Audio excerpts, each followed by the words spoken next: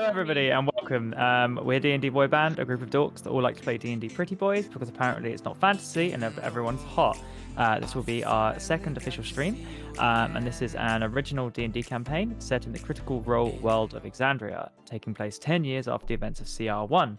Whilst the Council of Tal'Dorei deal with the aftermath of those events, tensions are growing within the heartlands of Tal'Dorei and deep beneath the ground. I'm Dungeon Master Jamie, and joining me tonight are the Spice Boys. Let me introduce Clued as Rasha, Eski as Zug, Sai as Aku, Luke as Ascor, Lauren as Ghost, and Erin as Haydn. To get you up to speed, last week the group began their journey across the barbed fields, initially struggling to get bond with the Moorbounders, but eventually just about getting enough to carry them and their rations across. The first day went exceptionally well, with Ghost's familiarity with the landscape as well as tracking, meaning that a day was shaved off the 7-day journey.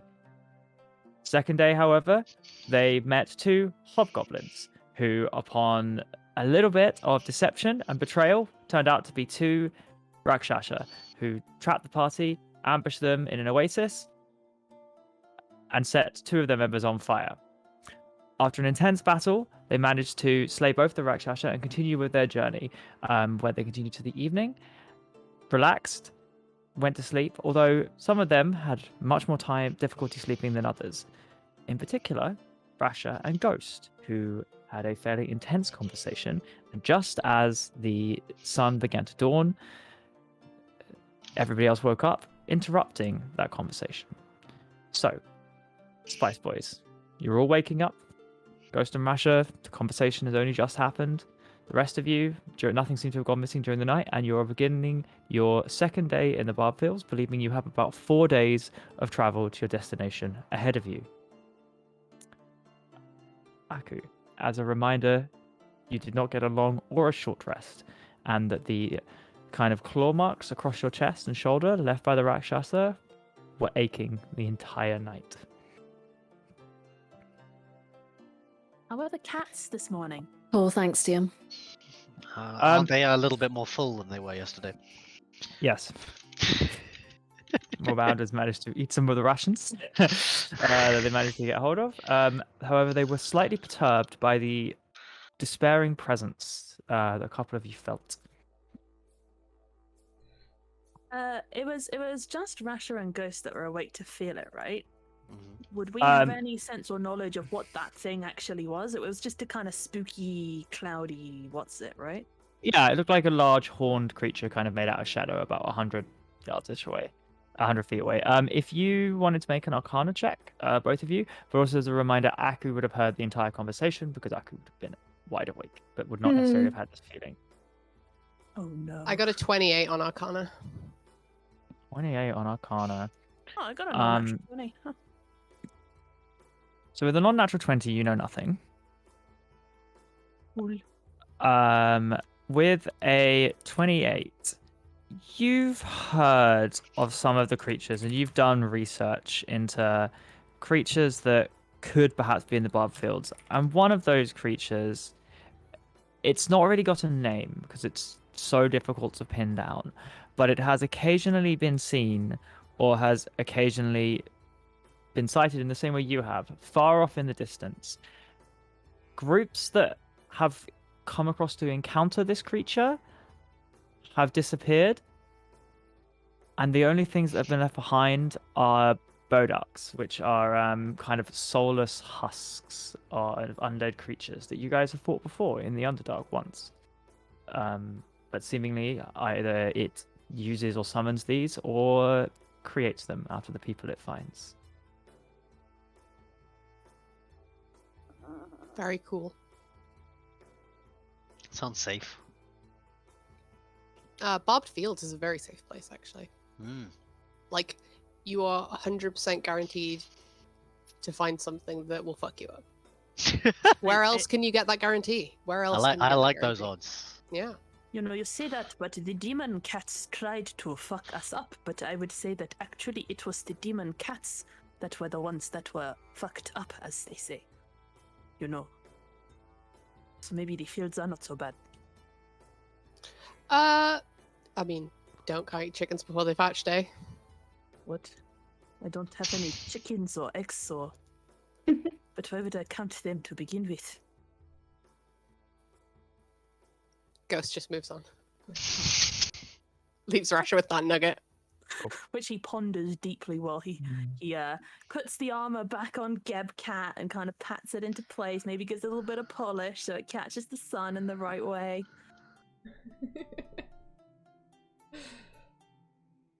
Okay. So as you all get up, get dressed. I'd say that with both your passive insight and passive perception, Rasha, you notice that Aku does look tired and doesn't particularly look like well rested.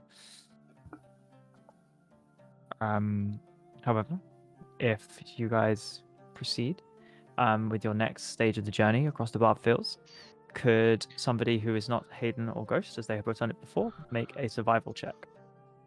You guys are glad that I'm not doing a survival check. Let's just be real here. You're responsible for the demon cats. You're responsible for the demon cats.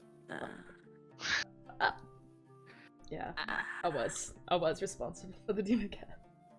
Probably could have been worse though. Yeah. All right, I'm gonna roll it. Is your survival? You boys doing it? 14. It's not too bad. Is that the 14, highest okay. survival roll we've had so far? No, Probably. you had a natural 20 first day. Oh, okay, never mind. Could you, Ascor, roll a d10 for me? If my liege wills it. I don't like it when he gets us to roll extra dice. Mm-mm. It's dangerous. Shit, yeah. Mm-mm. That's a big old dice. 2. 10? Dice, not dos. Dice. Wait, what language are you speaking? I think French. Okay. As you're walking through the fields and the kind of the desolate wasteland, kind of looking around, again, that kind of weird sand, compacted dirt underneath your feet. Looking off in the distance, you see kind of the wave of magic in the air that seems to kind of filter in and filter out, colors flash. You're fairly confident you're going the right way, and as you're marching, you occasionally see ruins, old standards, kind of maybe they were here before the calamity, maybe they were part of it, maybe they were fortifications, but time and some latent magic in this area has eroded a lot of it away. Could you all make perception checks as you're walking?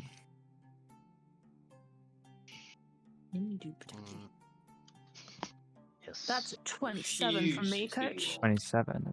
Jesus. Wait, no, 28. Yes, that's... Okay. 4. 4. Really good. A natural 15. Natural 15. Hayden? Natural 20. Natural 20. Wait, what am I rolling again? Perception and ask. Perception? Is everyone just like fucking it up right now? 18. 18. Okay. So those of you, I'd say Aku, obviously, and Rasha, you'll notice, Rasha, you've seen this creature before. A couple of 100 feet up in the air, you kind of dipping below the clouds, you make out the same massive wingspan, the red feathers, the like long crest on top of it, of an incredibly large bird, high above you. And you notice it kind of follows you. Both of you notice this, and I don't think Aku's seen it before, but this is the first time. You know, it seems to be kind of circling a little bit around you, but doesn't seem to be coming too close. Then it goes above the clouds for a second and reappears a little bit further ahead of the group. But this time you can see it's losing kind of altitude quickly. With a natural 20 and a 27, you see that there seems to almost be like a spurt of green and red kind of coming from one of its wings, as it's kind of like barely able to even stay level and just keeps losing altitude. I'd say at this point, those of you who got over 15 can see it kind of like plummeting to the ground ahead of you. With a natural 20, as almost a speck from this point, as this has happened 300-400 yards ahead of you, there is a slightly tall humanoid figure with wings flying about the point where the rock fell from the sky just below the cloud lines. Long green wings. And as Is it it kind of Zug's like sister? But the natural 20, you don't see everything, but they are feathery wings.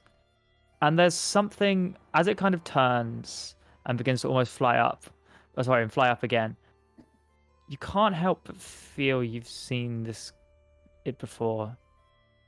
Oh, guys. Turns out, guys, rolling 10s is bad. Oh no, is it the Solar of Zehir that we like stole the feathers from and then also stole the sword from, and they give us like one pass and they were like, I'll let you live this time, and now they're like, haha, I'm coming to kill you. Well, for starters, there is Definitely a not. big dead bird, but then there is also, maybe that was the friend from the Underdark.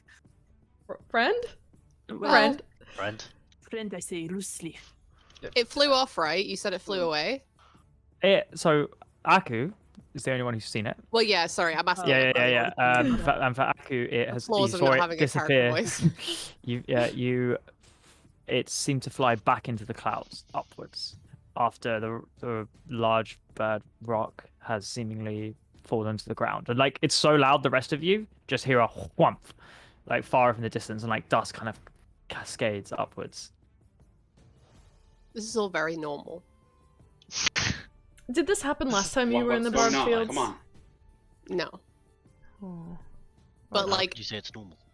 well, because things getting destroyed here all the time are like is like super normal. I mean, do stay clear of the body. Are there going to be like scavengers or something? Is it really dangerous or? Yeah, I imagine a lot of stuff's probably going to be drawn to it. So if we probably want to just kind of.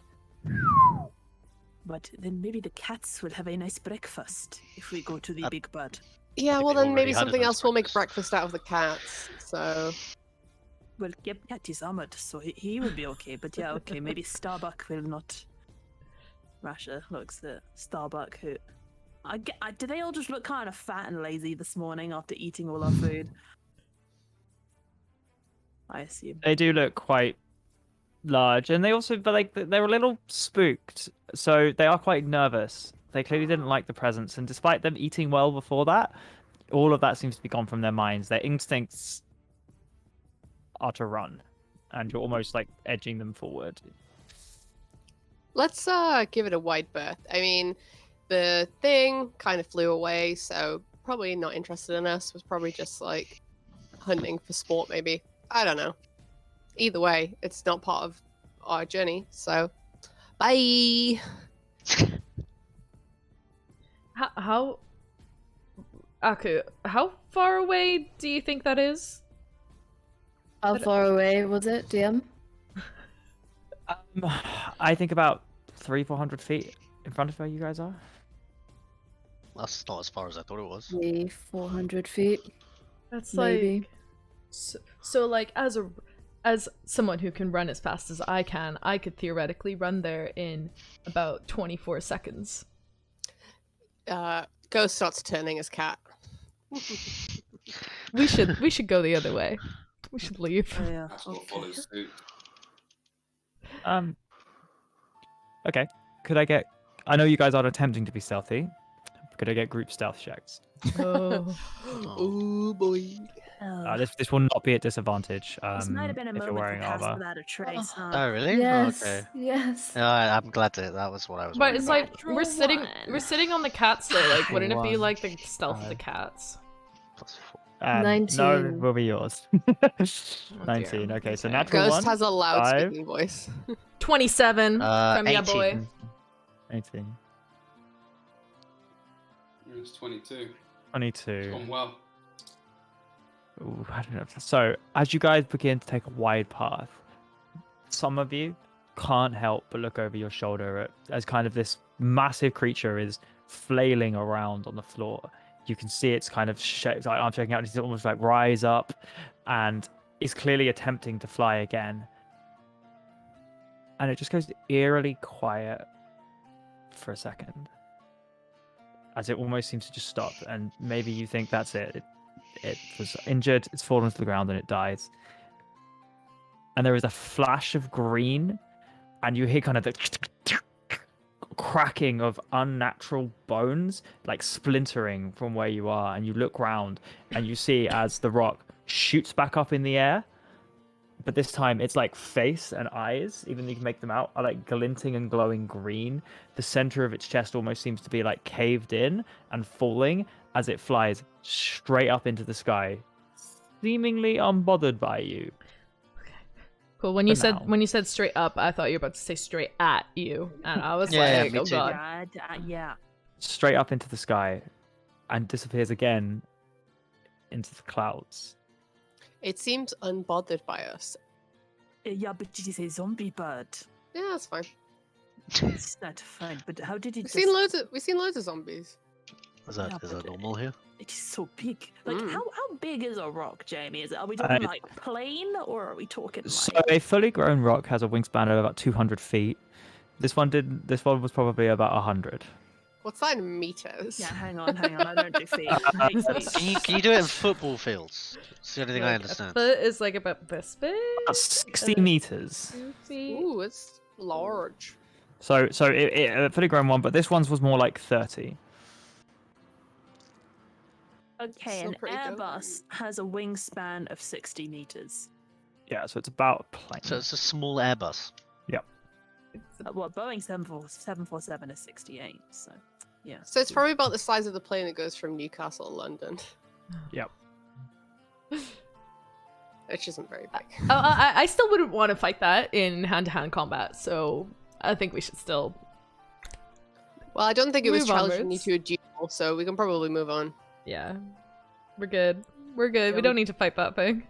We do not really do hands in combat anyway, right? I mean, none of us really punch things, so you know. I mean, you could if you dropped your. I use my hands. Yeah, I use my hands for like. Yeah, but that is okay. That is literal. Well, you know, maybe I will just give us a little bit of stealthiness. Now I'm gonna cast Pass Without a Trace from my feature. Oh hell yeah! Okay. For the next hour, we sneaking. Thank you, Rasha. Cool. Love you. Could I have? We're not going to slow pace though. Could I have an additional survival check from someone who hasn't done it yet? Actually, keep it on going with days. If Ascor, if you roll another survival check for me for the afternoon's travel. Okay. Hmm. 3. Just roll a d10 for me. Ah. That's a 7. 7. Okay.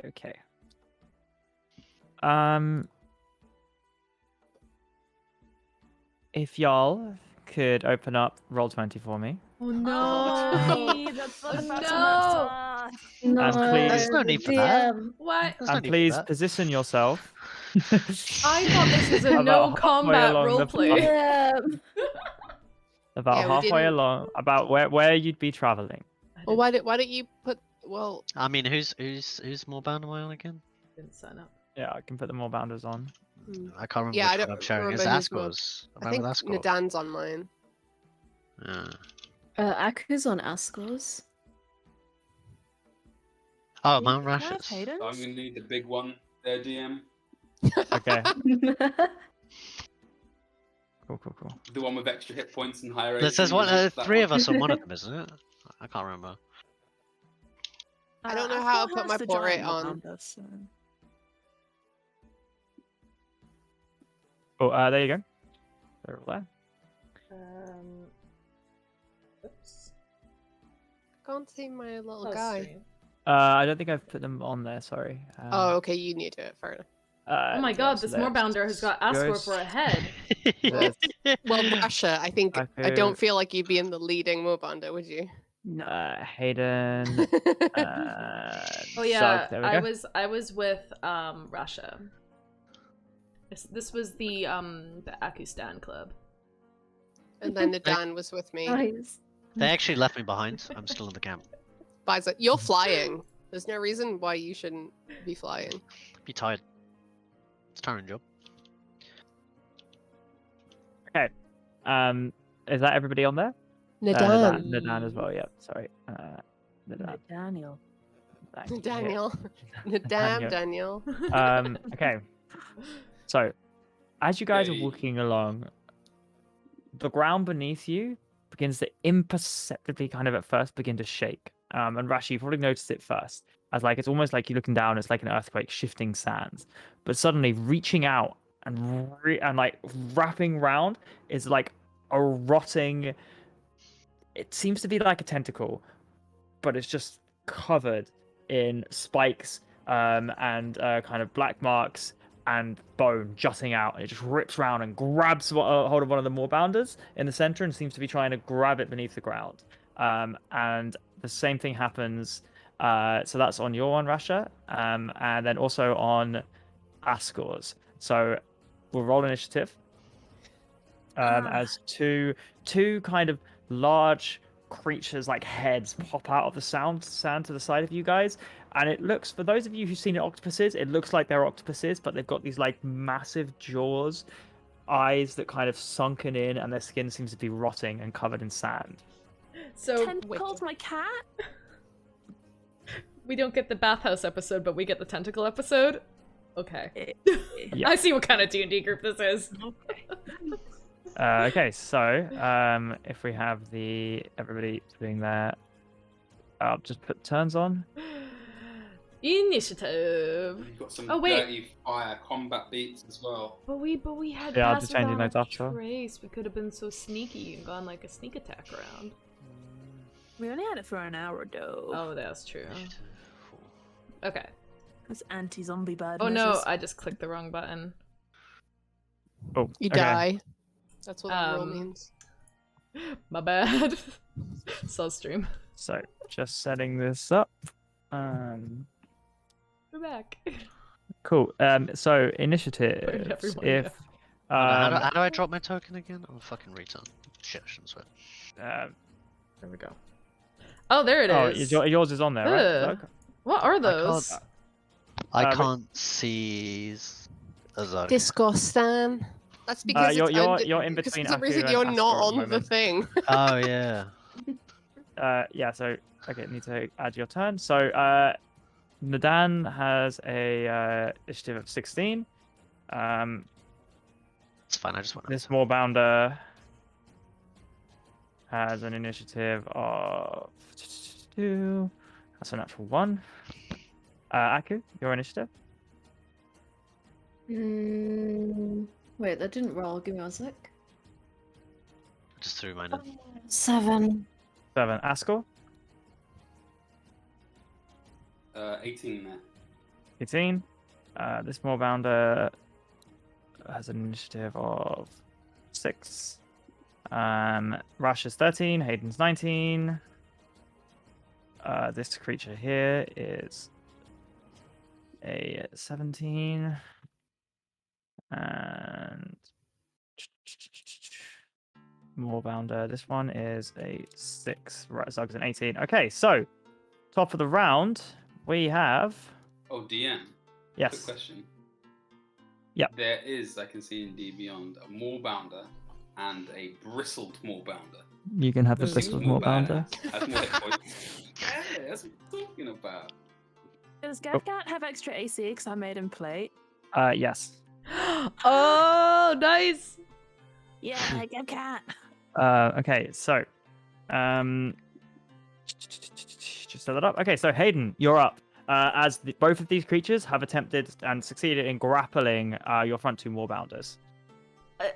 But does that include? That's my No, Moorbounder. so yeah, so your Moorbounders, these tentacles are kind of ripping around it. Whereas Oh, for the hell other, but you're not grappled. Okay. I will. Oh, we've had a long rest since the last time we played, right? Since Yes. the last battle. Everybody except for Aku. Okay. I need to quickly sorry, give myself a cheeky long rest. Just get the battle music up. Can I? So I had my oath bow equipped during the last battle. Can I say that I would have changed my equipment overnight, or have I still got that one equipped? Yeah, sure. Yeah, sure. Okay, cool. Then I would like to use my Elven Court crossbow because I think that's more convenient and I probably would have been more likely to have that equipped. So I am going to just fire some shots into this bad boy. Pew pew. Because it's engaged with the Moorbounder, do I get sneak attack? Yes. Yeah. Okay. So, first roll is a 29. Does that hit? 29 does hit, unsurprisingly. Oh, yeah. Okay.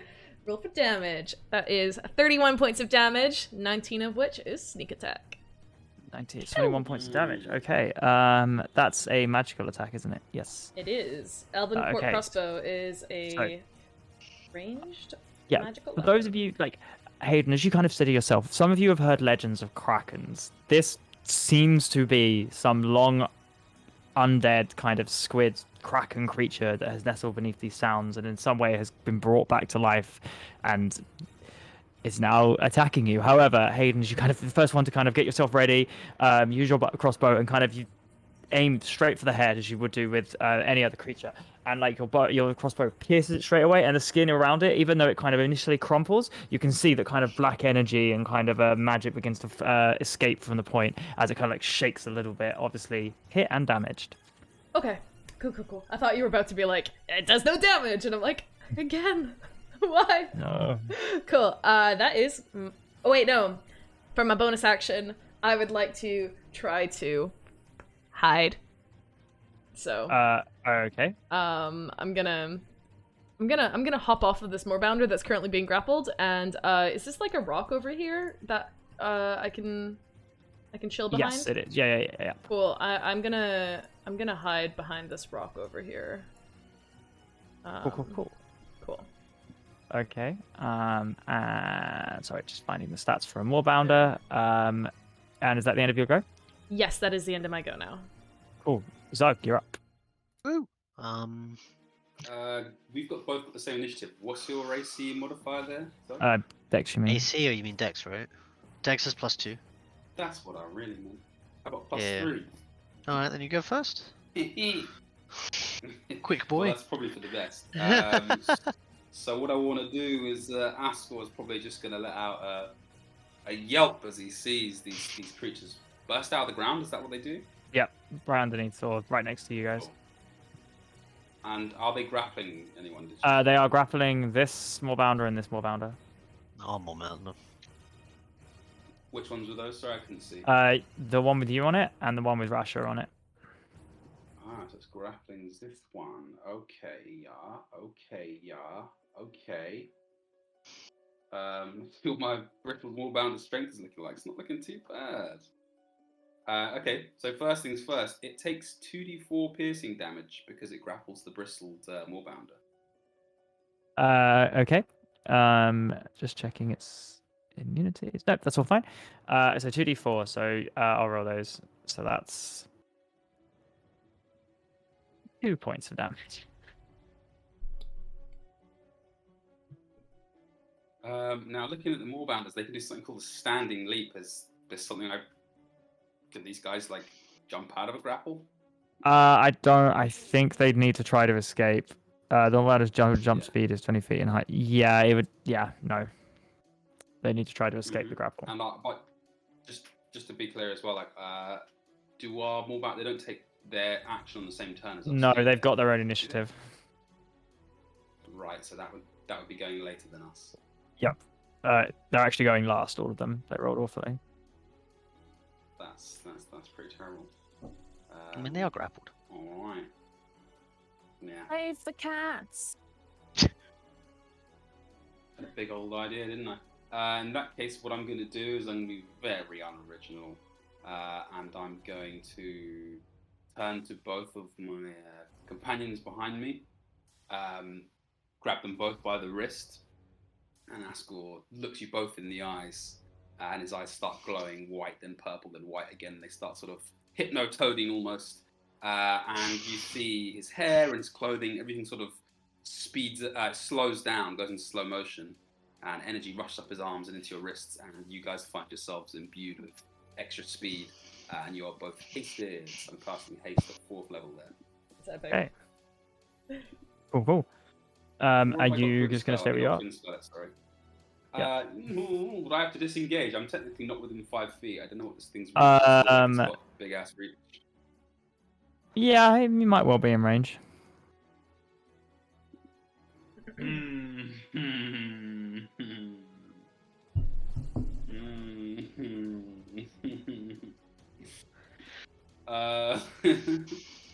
What does one do beyond this point? Probably just gonna stay right where I am on this beast's back. Probably what I'm gonna do. Okay. But, yeah. Cool. Zug, you're up. What's the distance? Like, is this thing? I mean, the tentacle must be in at least like slash in distance, right? Yeah, it is.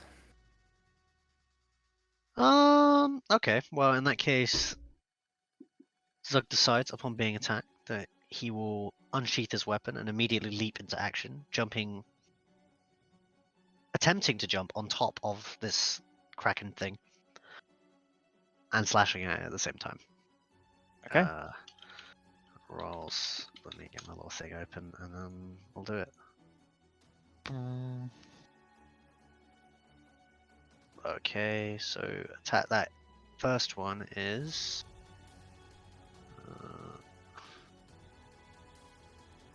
21 to attack.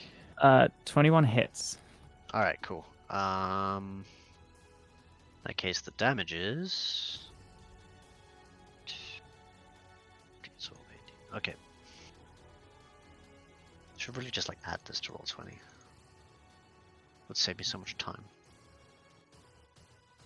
One of these. So that's 15.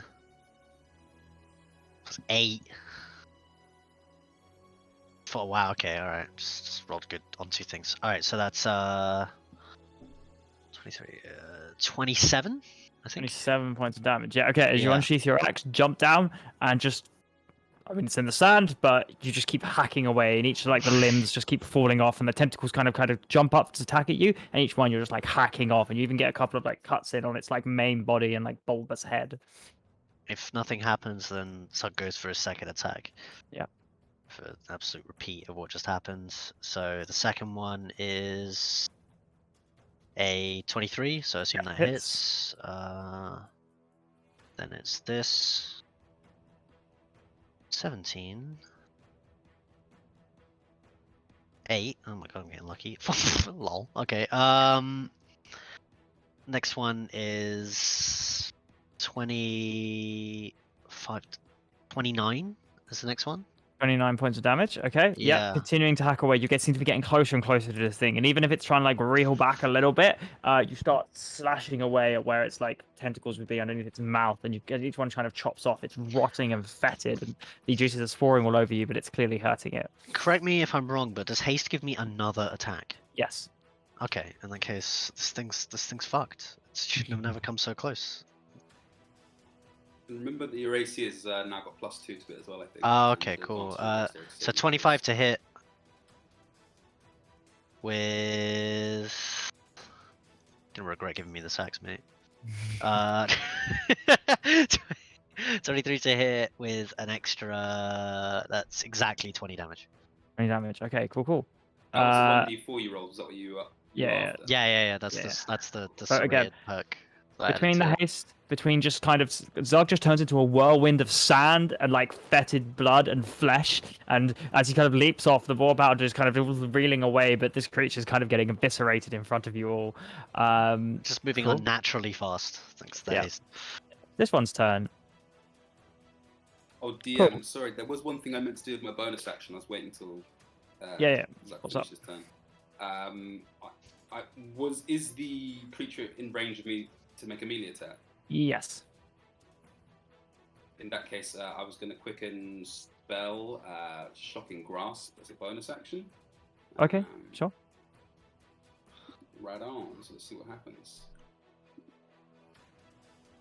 Oh, so it's a 13 to hit. Nope. So as you kind of go out to reach it, kind of as Thaddeus is kind of rearing and kind of twisting away, you can only really try to get one of the tentacles, and you kind of go to slap your hand onto the creature. You guess it kind of flies off at the second, and you're not unbalanced enough. Cool. Could everybody make a Constitution. No, sorry, a wisdom saving throw. Oh, Oh dear. why though? Why though? I imagine for annoying reasons. Even I'm so me. good at wisdom. Yes. +2. Do I have disadvantage if I am exhausted? No, that's just on ability checks, not saving throws. That's a natural 20, Mr. Jamie. Ooh. 20. Okay. It's a 12 from me. That's okay. Watch me fail this. It's 7 from me. Oh, it's a 4. Charmed or frightened You invited condition? that in. It's not charmed or frightened. I always fail wisdom saving throws. It's just the way it is. I'm not even bothered by it anymore. 26. Those of you who are near Aku, so Zug and Ascor, would get a +5 here, I think. Yeah. So, who got over 22? Wait, am I close enough to Aku for Me. a plus? Yeah, you are a 10. So how much plus do I get? +5. Okay, in that case, Not I'm 9. enough. I'm 9. No, 9. Okay, so all of you who got less than 22 are stunned. Paralyzed. So we're Yes. paralyzed or stunned or That both? succeeds, Wait. as does the Moorbounder. Sorry, Okay. Are we stunned or paralyzed or both? no, paralyzed. Damn it! Okay. I'm immune to stun. Yeah, paralyzed. So as this creature here, as it's kind of like as you're kind of looking around, not sure what's going on, you're seeing its eyes become strangely hypnotic, and all of you are kind of drawn in for a second. And except for Nadan, one of the Moorbounders, Rasha and Aku, you're all just transfixed, and you are filled with that same feeling of despair that Ghost you felt last night, but this time you just can't take your eyes off this creature as it continues to constrict and kind of taught its arms around Gebcat. Gebcat mess out like a little like and takes 8 points of necrotic damage. Leave my cat alone. It's Nadan's turn. Nadan is going to jump off and go around here and is going to take a crossbow bolt. That's a miss. He's going to attack again, but doesn't get sneak attack and misses. Come on, The Nadan. Has he ever hit anything? No. Rasha, you're up. Okay, Rasha is just gonna turn around, and through the little fissures in his face, they're gonna start pulsing a little 4G kind of lava fire, and he's just gonna growl, "Leave my cat alone, you nasty squid!" And he is going to grab his giant hammer off his back and bring it down on the tentacle that is wrapping itself around his trusty steed. And that's a natural 19, but I crit on a 19 because Wait, what? I've done that one upgrade to my hammer. Nice. So you crit? So yeah. Holy shit. Okie dokie. It's attuned to cold, isn't it? Yes it is. Yes. 16. Okay, that's 16. No, that's. Oh my god, maths. 20 plus 1. 21 cold damage. 26 cold damage. There's an extra d4 there. And then I also roll so when I hit stuff, I do an extra d8 fire damage. Is that doubled also? Yes. Okay. That's 14 fire damage. With this weapon, on a successful crit, it explodes in a shard of ice, causing an additional d10 frost damage. Creatures crit with the weapon must make a strength saving throw. Otherwise, they're knocked prone by the blast. Okay. Strength saving throw against your spell DC. And that's a 20, so I succeeds. How much damage overall, and then how much fire damage specifically? Were you writing? I only got 14 fire damage. I wasn't writing down the fire others. Damage, 26 cold, and an additional 10 cold. 26 That minus that 10. Okay, minus 10. Okay, cool. Wait, So so that's mad then. 36 As- cold total, 14 fire. So 14 fire. As you say, "Get away from my cat," and you slam down with more like ferocity than a lot of you have seen Rasha. If you can, if you're not paralyzed. As your weapon hits this, the cold shatters around it, and a couple of its limbs just straight up freeze and shatter and thing. But the fire, such a dry creature in the middle of the desert, seemingly, it catches fire, and you see it like reel back as the fire like goes all along its arms back into its thing, and its like head begins to like. I mean, it also needs to shake side to side to put it out. It seems that fire works very effectively. Okay, well, to his paralyzed friends, Rasha be like, actually set it on fire. That seems really good. But he's only got bonus action, so we're gonna make a spiritual weapon with my bonus action at 4th level. Okay. Which is a 22 to hit. Mm-hmm. Which hits. Is 17 damage on the spiritual weapon. 17 damage. Okay, yeah. Again, even like as kind of reeling back from the fire, it seems to not even notice it. But the spiritual like radiant damage seems to again be taking chunks out of its like central head, and like it seems to scratch one of the eyes across, and it kind of reels away from you. That was a lot of damage in one turn.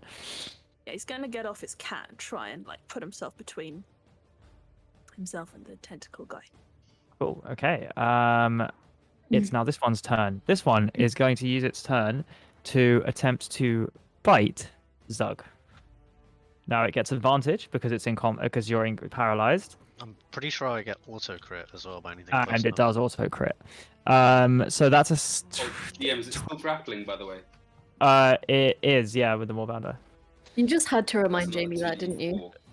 I mean, I'm just, I play this game fairly. 2d4, okay. 2d4 piercing, which is minus. Sir, you forgot 6. the homework. So that's a 27 to hit. Okay, well, I mean that definitely hits. I've got 18 AC right now, so yeah, that's not. Okay, cool. So that's. I mean, it's not cool, but it is what it is. Is Zug so paralyzed? Yeah, he is. So that's 45 points of piercing damage.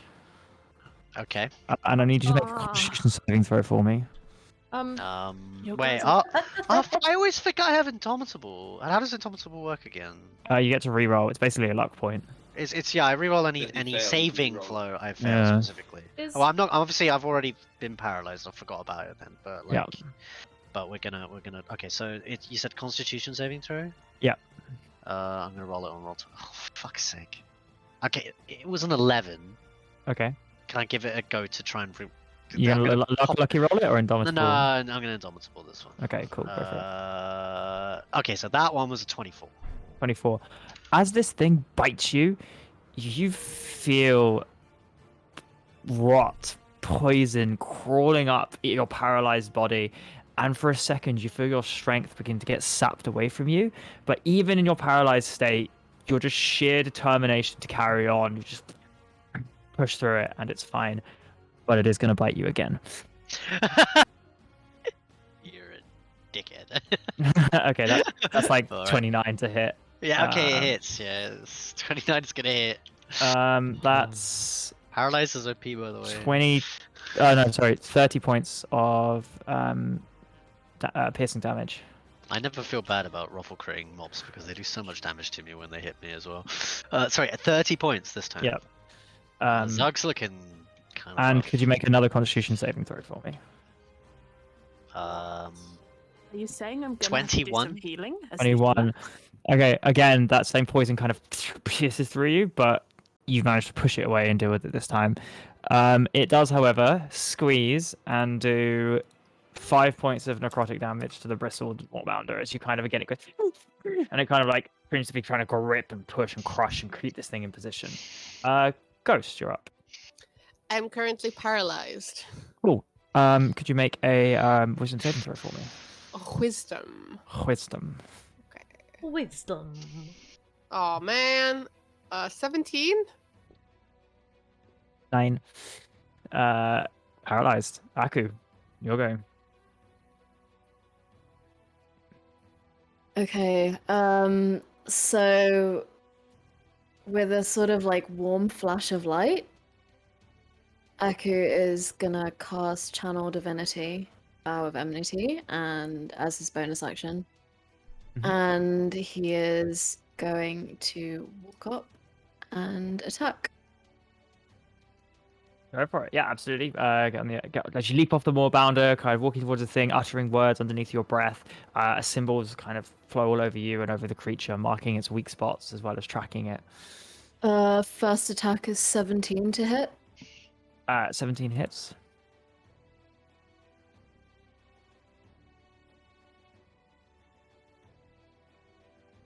Okay, 8 points of damage. 8 points of damage. Yep. And yep. Natural 20. Oh hell yeah! Absolutely. So as you kind of slam forward, fitting into it. I will, as you work out the damage, because obviously that hits. My fiance has forgotten the keys to the flat, so I will be back in 2 seconds after letting her in. Apologies, everyone. Okay, So while he's what the gone- DM means is that I can roleplay this damage however I want while he's gone, right? Yeah, definitely. You're in charge now. That's what I heard. How do you get out of paralysis? So that was what, like 120 damage, maybe, roughly, I would say. So- Yeah. Rounded down, yeah. So Rounded I down, just yeah. I just googled how to get out of paralysis, and the only way is if the paladin in your party comes and kisses you gently on the lips, and then you will come out of the paralysis. With So some Sleeping Beauty shirt. so Aku, It has to be gentle. get your though. lip balm out. Any aggressive kisses do not. Who was paralyzed, by the way? me. Like everyone. like 3 of us. You guys are fucking You casting think shit and doing shit. Aku is It was a gonna- wisdom. It was a wisdom saving throw. That means I will not succeed. Yeah, I'm back.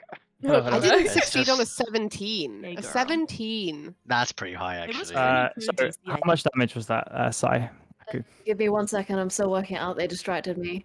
I heard it was like 120. Yeah, we were talking shit You the did whole like time. 500 damage. I heard it. My headphones kept going all the way down. yeah. 26. For what it matters, these are undead creatures. I think that does matter. Ooh, that does matter for That- me. That That changes a does lot. definitely matter. That definitely matters. Okay, let me just find my. What does that give me? Rasha could have done a little turn undead on round 1 if we knew that. Yeah, yeah. Ba, ba, ba, ba.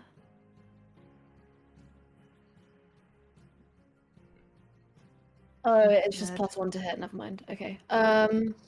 So that's 26 Oh, points they're of also damage. evil, if that matters.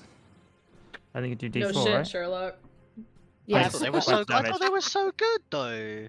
Okay, 26 points of damage. Okay, yeah. With your vow kind of coursing through your veins, your first attack kind of you take your bearing, your second attack as it kind of heads bobs beneath, attempting to kind of get another bite onto Zug as it like sinks its fangs in. It kind of get you just find that point right in its eye, squish down, and there's a satisfying squelch as whatever its black eye socket once would have been, you just pop whatever's left, and kind of that disgusting smell kind of roars all the way down its face, and it is looking rough.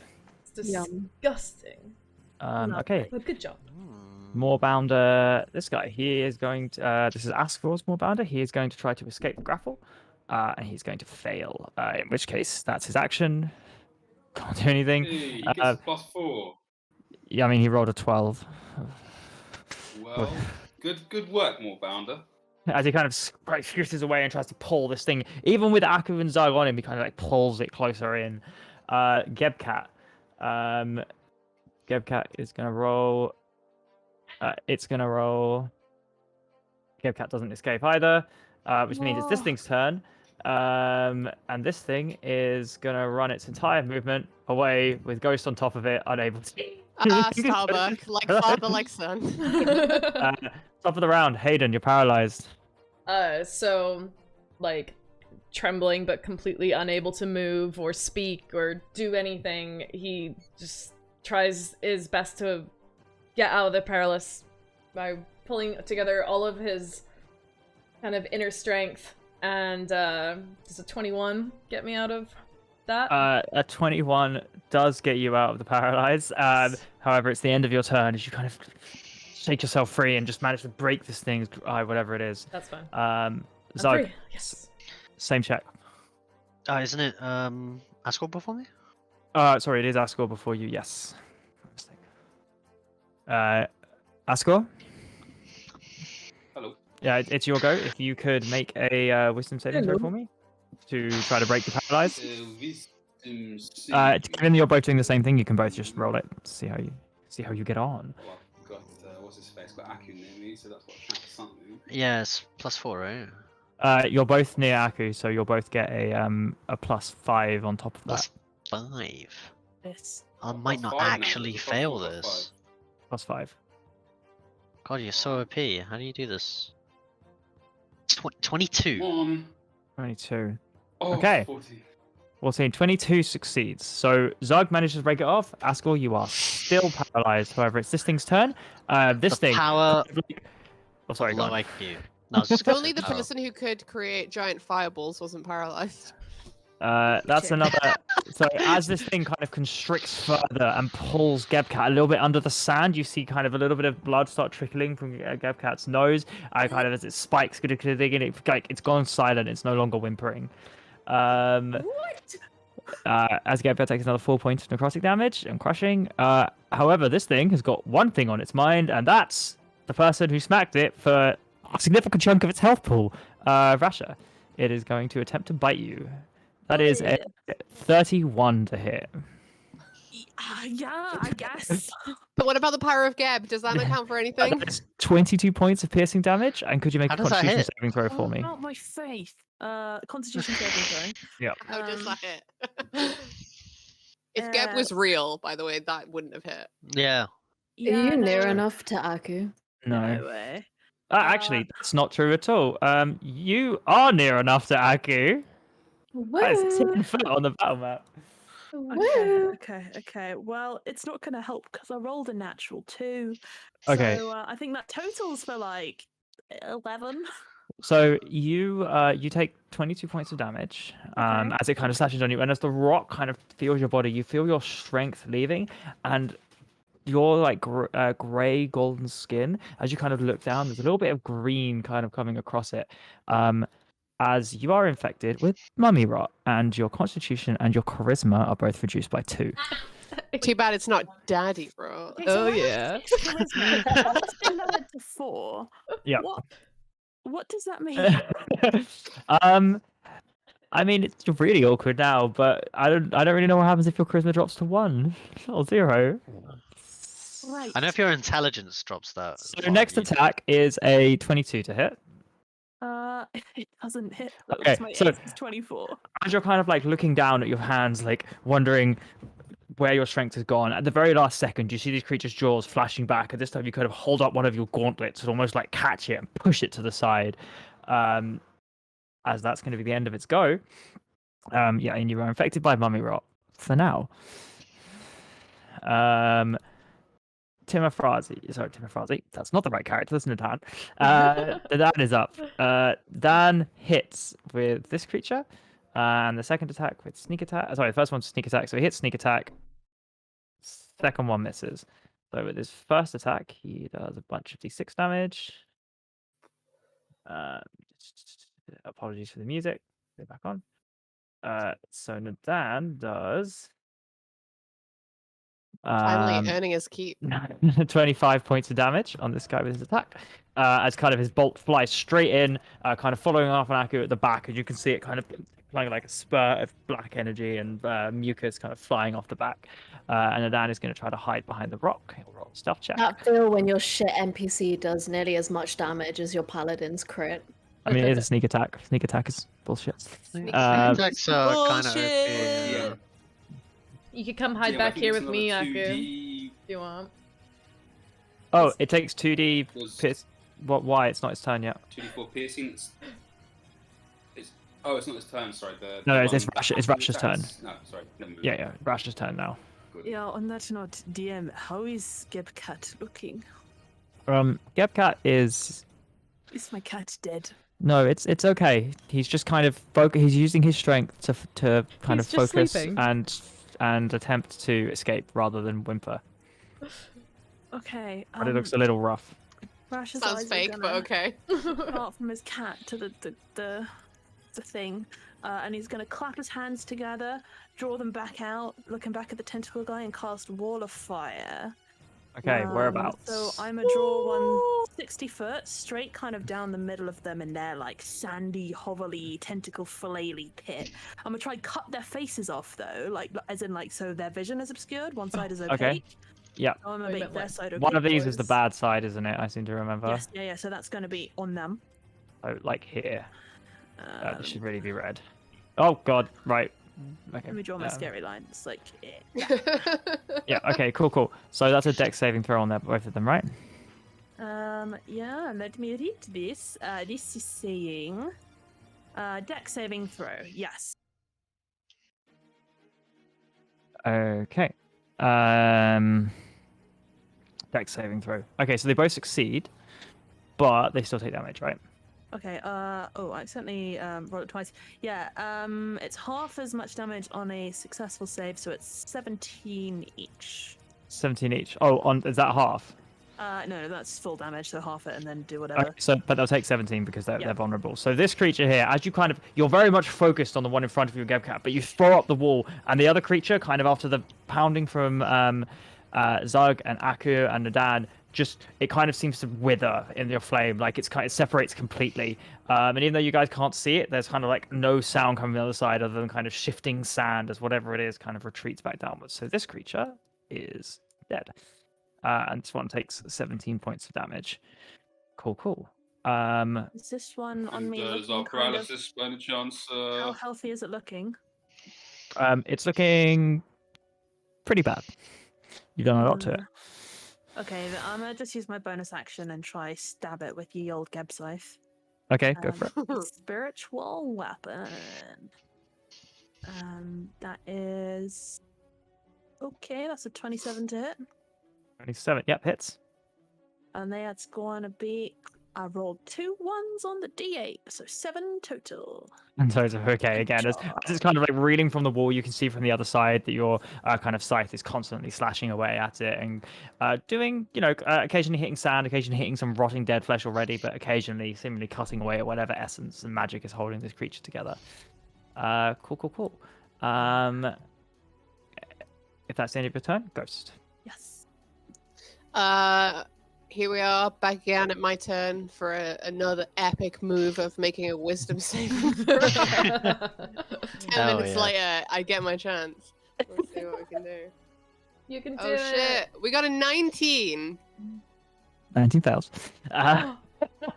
I'm gonna mute again. I'll be back in 10 minutes. Oh no. Aku. That's unlucky, bro. It's really important that I get a swipe off before the enemy. Just purely other than that, I'm out of action for the entire fight. You're gonna do what I could do, and you're gonna stab. Yeah. Right.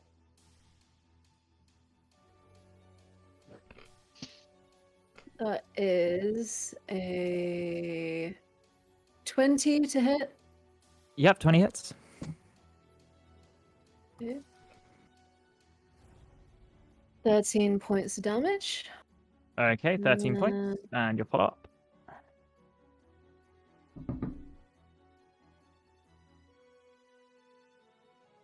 $23 to hit. 23 hits. 14 points of damage plus 2. Aku, how would you like to do this? Hell yeah. Oh, hell yeah. Good. Alright. So, Aku is gonna jump up, bounce off the is it the Gebcat? Is that the one there? Gebcat's like sort of shielded muzzle and catapult over the flames and stab the thing right in the brain. Yeah, absolutely. So, Aki, you first come in and you're moving in, kind of assessing what's going on. You see Gebcat fairly unmoving, straining against it. Rasha clearly looking distressed. And your first one is kind of try to batter away the last kind of tentacles holding on to it. And you use your final strike, push it into the ground as a pivot to leap over the wall and slam down on the other side, kind of just eviscerating this creature, splitting it directly in half, landing among the mucus, the necrotic kind of weird flesh and the smell. It's awful, it's disgusting, but as it kind of like twitches around you, it seems to be no longer a threat. As after it dies and the rest of you are no longer fixated on it, your paralyzation ends. The Moorbounders are kind of going a little bit crazy, kind of galloping away, kind of looking distressed and scared. Could anyone currently riding one?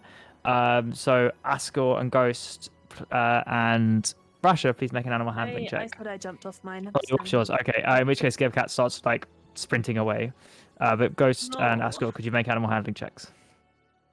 That's an 18 for me, Chief. 6, but I'm going to use magical guidance to re-roll that bad boy.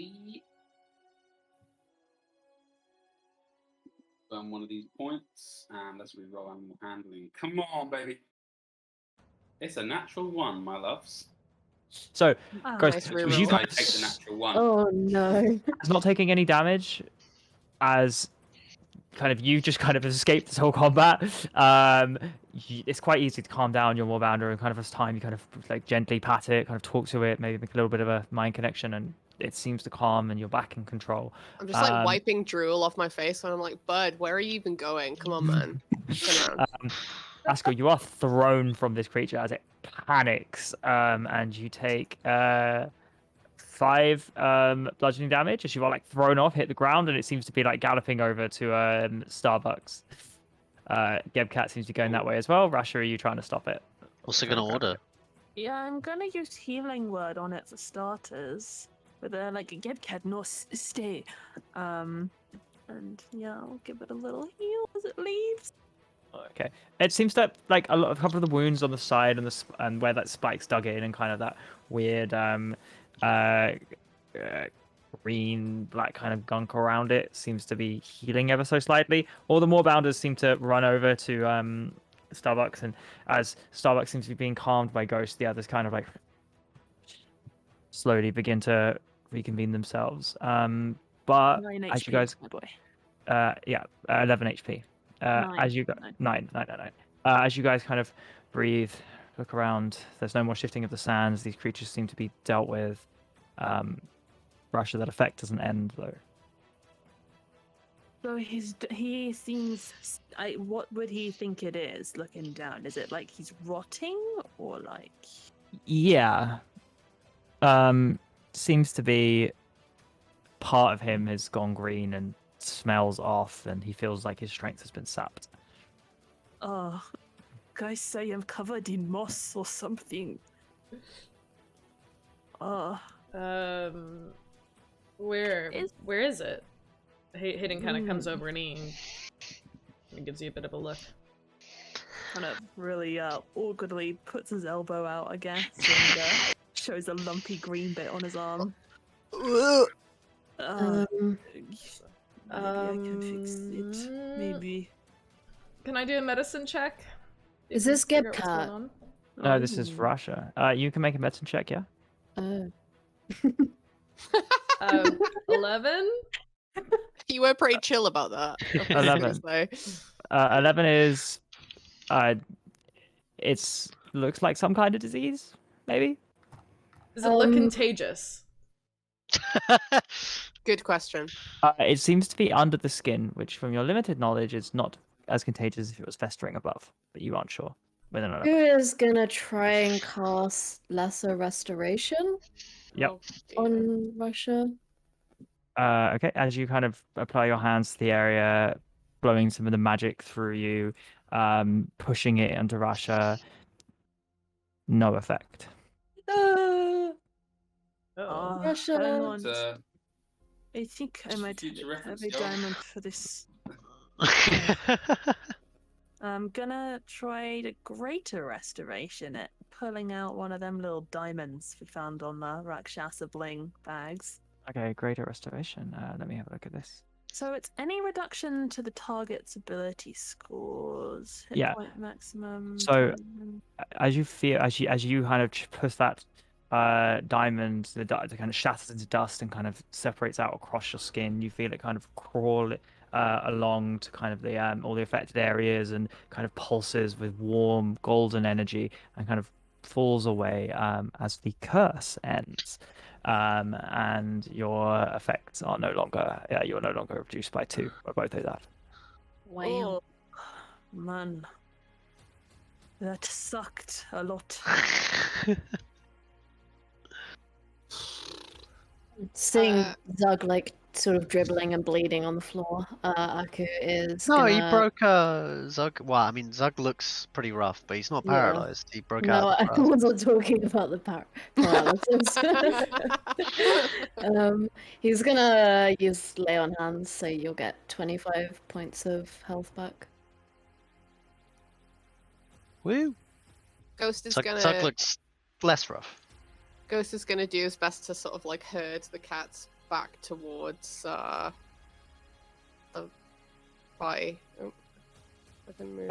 I don't think I can move the cat, but I can move myself. Haha. Yes. So don't worry too much about the battle map anymore. Okay, cool. As the cats kind of reel around each other and slowly begin to calm. What are you guys? Are you guys healing anymore? Are you taking a short rest? Sorry. Did you guys use magic? Yes. Sorry. Everyone who uses magic, please roll a d20. Ghost says that to everyone. Hands up if you use magic. I used so much magic. Yeah, I need you to run about 30 foot in that direction, please, right now, or I'm gonna start blasting. Could Ascor and in the other direction. Haydn takes a couple steps away from Rasha.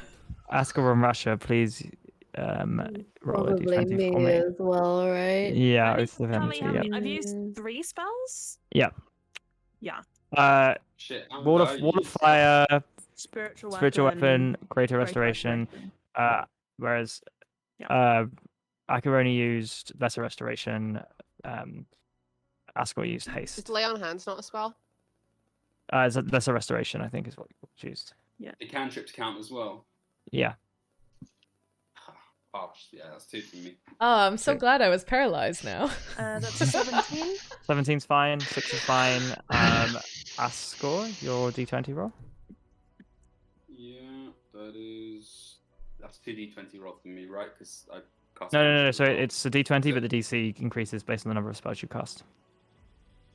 Right. So that is a big old fat 2. That is a no. 2. Could you roll a d100 for me? Oh no. Ghost is starting to shout at Ascor now. Stop running, or we start 69, shooting. baby. Oh, he rolled a 69. Everyone, meme lord. all the Moorbounders, everyone in the party, except for Ascor, is now invisible. Oh. We make a dexterity save. If I'm invisible, can I go up to Ascor and like flick him on the ear? Yeah, Ascor, suddenly everyone just disappears around you. Are we actually invisible, or can Ascor just not see us? No, you are all invisible to each other as well. See each Oh other. my god. You can only see yourselves. Ah, As for the Moorbounders, and there's like a great like. This one just seems to like sprint, and you kind of see dust pick up, but then there's like a saw, and there's kind of like a sniffing as they can still smell each other, and they seem vaguely confused. Ascor, you have sent him away.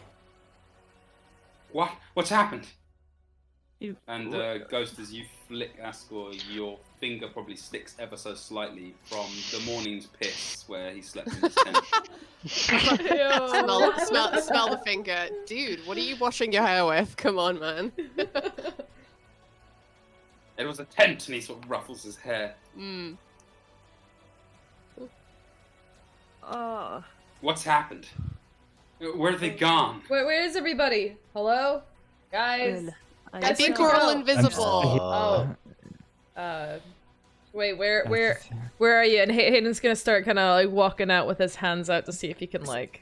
I suppose Ghost will be able to kind of see the magic where everyone is, Yes. right? Yeah. So you see the outlines of magical abilities. Cool. I'm gonna step behind Haydn as he moves forward with his hands and flick him on the ear as well. Whoa! Can she, wait, hold on. Can Ghost see Zug Who with was that? 0 magical ability, or is it? It's because Ghost can detect magic, so. Yeah. And he's gonna, after not being able to figure out where that came from, he's gonna keep walking out. See if he stumbles into anybody. Can I trip him up with my? Yeah, go for it. Yeah, can I, like, stick you can my- see him. Yeah, so and you're kind of walking, not sure. You hear somebody, you think it must be close, and then suddenly you fall on, and you can make a dexterity saving throw to not fall flat on your face. What? So mean. 24. 24. Okay, you kind of regain yourself and you kind of whip round to where you Do a presume forward Ghost roll. might be or something. You can just hear Ghost laughing. Fuck you. Okay. Just trying to walk around. And after about a minute, you guys all slowly shimmer back into reality. Ugh. This place is like. Why does that keep happening? I told you, you keep Weird. fucking with magic. It could actually be like way worse. I am so not I consider doing any this magic. pretty good. Yeah, it doesn't matter. It's magic that affects the atmosphere. This place is magic. You know, and every time you channel like arcane energy, it sends a ripple, you know, through this area, and it'll manifest in whatever random way it chooses to. So, in that similar vein, do we want healing or shall we sit down or what? Because Let's. What time of day is it? It's probably getting on for mid to late afternoon. I given think you're we both should traveling. keep traveling until the end of the day and then set camp. I don't think you should use any of your divine magic because it could just as easily like combust you as it could turn you invisible. So yeah, okay. I agree with Ghost. I think we should be really careful because wild magic can mess with you in a lot of different ways. Not just kind of exploding, but like it can like totally change your entire mindset. It can make And your dick really small as well. That's something you want to watch out for sure. Also, I don't believe you. one time when I was in the Underdark and a companion of mine smashed some wild magic crystals that were underground. Suddenly decided that seemed like a good idea to stab me. So I wouldn't really like it if you guys decide to do that to me either. Are you So- sure that was the wild magic? I'm gonna make eye contact with Aku. I'm pretty sure it was wild magic. He was very apologetic afterwards. Didn't know you had a connection to wild magic, Aku. It wasn't makes Aku. sense. His god is of the wild, so it makes a lot of sense. It does make sense. Everything is suddenly all like coming together now. Yeah, don't worry, Hayden. I don't have any pointy objects, so you don't. I would hammer you, but you know, no stabbing. Well, yeah. Anyway, there's also other things that wild magic can do, like you can like grow a tail, you can, I think this started happening to you, Ghost. You started like just blinking all over the place and like just like boop, boop, boop, I don't appearing need and you any can't more control it. random animal parts. Oh, this other thing happened to this person I was traveling with, like all these like vines started like growing out of the ground and like capturing her in this like big like kind of like a Venus flytrap type thing. But luckily, because she was also like blinking all over the place, she just kind of blinked out of it. So, but I you don't mean- always get that combo. It's pretty risky. You're saying all this now, like a couple of days into the journey. Like I didn't tell you guys about this before we even set out. You know, I haven't been casting magic. I listened to you. I heeded your warning. Unlike others, and Hayden kind of gives a pointed look to the rest of the party. Maybe I mean, we should all listen to would have Ghost. died probably if we did not use our Do magic. you to be perfectly even honest. have magic, Hayden? I mean, Yeah, I do. You've seen me use it. I don't. I guess mhm. Aku doesn't spend much time looking at you, Hayden. He winks at Hayden. That's whatever. That's fine. Can you even meet Aku's eyes? Like, is No. to talk to him? Or... Absolutely not. Absolutely not. No. Whenever Hayden even looks vaguely in Aku's direction, his cheeks start heating up and getting a little bit shy, and then he quickly looks at someone else. Hold on. That's what I thought. Where are the more bounders? I brought them back. Oh wait, Yeah, no, there's- they disappeared. Sorry, yeah. They're Where like are they? a couple of hundreds of meters away from you, again, clustered together, and kind of looking back at you all, looking like they've had the worst trip of their life for the past like 3-4 days. Are any of you Can we guys? see them? Are they visible again? They are visible again, yeah. They seem to be grouped together, kind of huddling together for warmth, safety. Maybe the people that bonded with the Moorbounders should go close to them first, and then the rest of us can follow. Yeah. I might spook them if I go first. I'm not very good with animals in general. In general, Ghost, how, in the name of Gabe, did you survive this place when you came here when you were younger? I mean, this stuff here is so powerful, and it's really dangerous. It's what we used to call when I was a kid. We used to call it LOL so random, and it was actually kind of a game. It was pretty funny. I wouldn't call it that now, but it's still pretty fun. Like, if we didn't have something super important to do, then I would definitely let you guys just fuck around and keep casting magic to see what happened. But yeah, that's kind of counterintuitive to, I guess, what we're trying to achieve right now. But No, I mean the general danger of thought you monsters. Oh, the monsters. Oh, well, I can defend myself if I have to. But traveling alone is much less conspicuous than traveling with a bunch of giant dudes on giant cats, Yeah, I suppose so. Haydn kind of puffs out his chest a little bit after being called a giant dude. Finally. Okay. I don't think you knew. So, are you guys short resting, or are you continuing on for till the evening? Zug's not on the death's door, is he? No, he's just Let's go. looks a bit cut up. Let's go. Based on your kind of roll so far, and obviously that eventually you guys get to what you think is a perhaps defensible and decently hidden and covered resting place for the night, and begin to make camp. Is there anything you guys want to say to each other before you begin sleeping? And what you guys would like to, and who would like to be on watch? Can you? I mean, Zug will definitely make it obvious that he would like to sleep. I feel like I need to rest a little bit. That thing, Oh, baby, that you need a thing's- widow Westy. Baby, you need a widow C. Busy tired. There's a big Axeman tired. Just Ghost actually say that. Yes. Can you roll to dodge? Like, what's your AC? I'm gonna try and unarmed Not strike good. you. And try, Zug goes for an brawl. unarmed strike, which is a +9, by the way. So +9. that's Oof. a set. That was only a 17, actually.